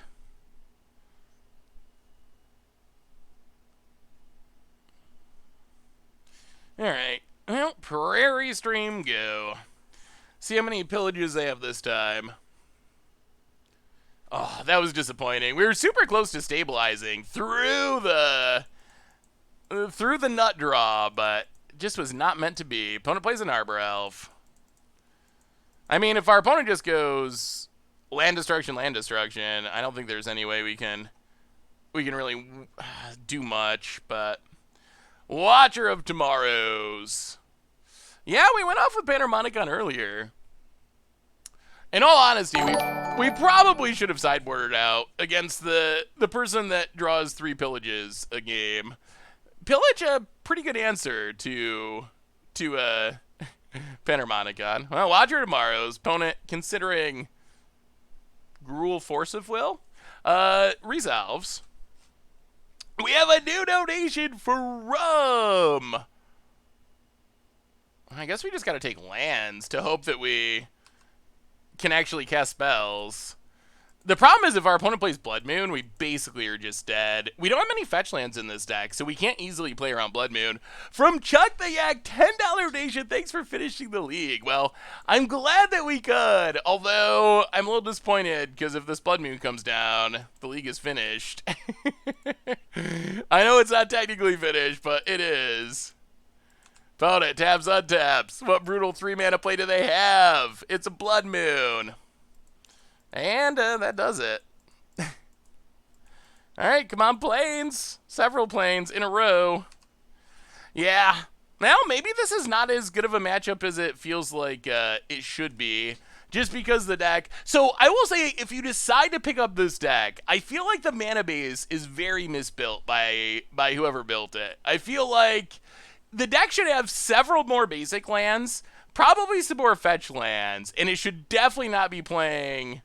Well, opponent's going to town. Should definitely not be playing an infinite number of Prairie Streams. So I feel like we have been relatively punished for this mana base throughout the league. Wow, Blood Moon and Pillage, and Arbor Elf, and 7 mana on turn 2. Okay.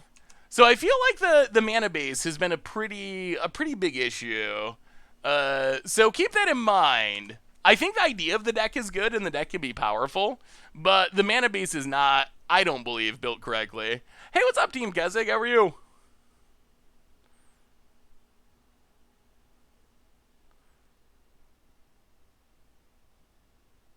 No, the sniping dredge player ended up sniping their way to a win with a minute on their clock or something in the world's longest dredge game.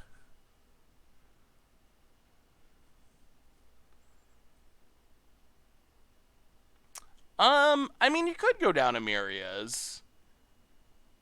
I think... I don't know. The Amiria was unfortunate when we drew it last match. For sure, when we needed an untap land. I feel like... Oh my goodness, well, okay, we're getting there. We're almost to the 3rd pillage already. Read the Bones would be sweet in Standard. Opponent gets and hits us. Yeah, there's no way we win this. There's no way we do anything. Yeah, alright. Well, sure, those were some really solid hands.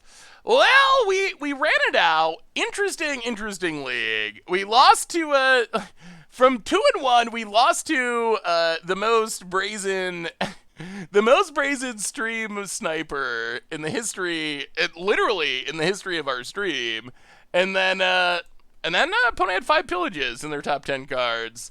So on the way out the door, before we wrap things up, definitely should not have Prairie Streams. It probably should not have 4 Hollowed Fountains. You probably only want 2 Hollowed Fountains, and then I think you want I'm not even sure you want a basic island in all honesty. Maybe with the sideboard counter spells.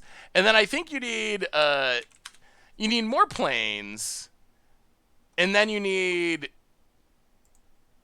So if you decide to pick up the deck. Also, we added Panharmonicon, mostly because it's fun. But then I would add more planes. And then I would probably play Prismatic Vista. And I feel like this would solve like a huge number of the problems we had with the deck.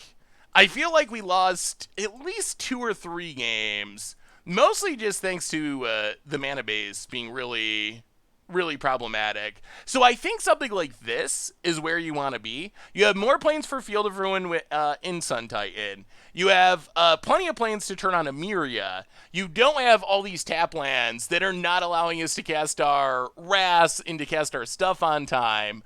I think the 3 areas are fine. You could try going down to 2. But what else do we bring into the deck? Did I bring in something from the sideboard?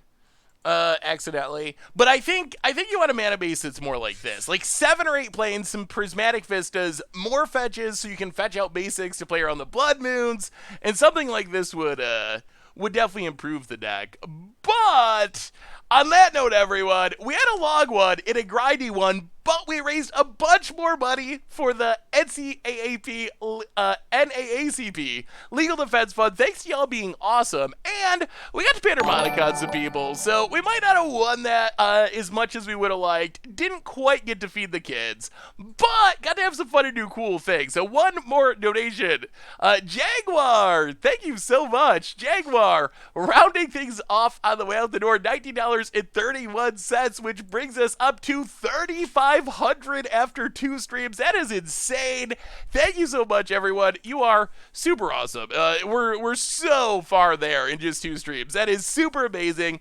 Otherwise, a reminder that our sponsor on the way out the door is Card Kingdom. So if you haven't ordered your Core Set 2020 cards, you can get them over at cardkingdom.com. They're up for pre-order now. You can even get a free Scoop Soldier sticker. Just let them know you want one in your order notes.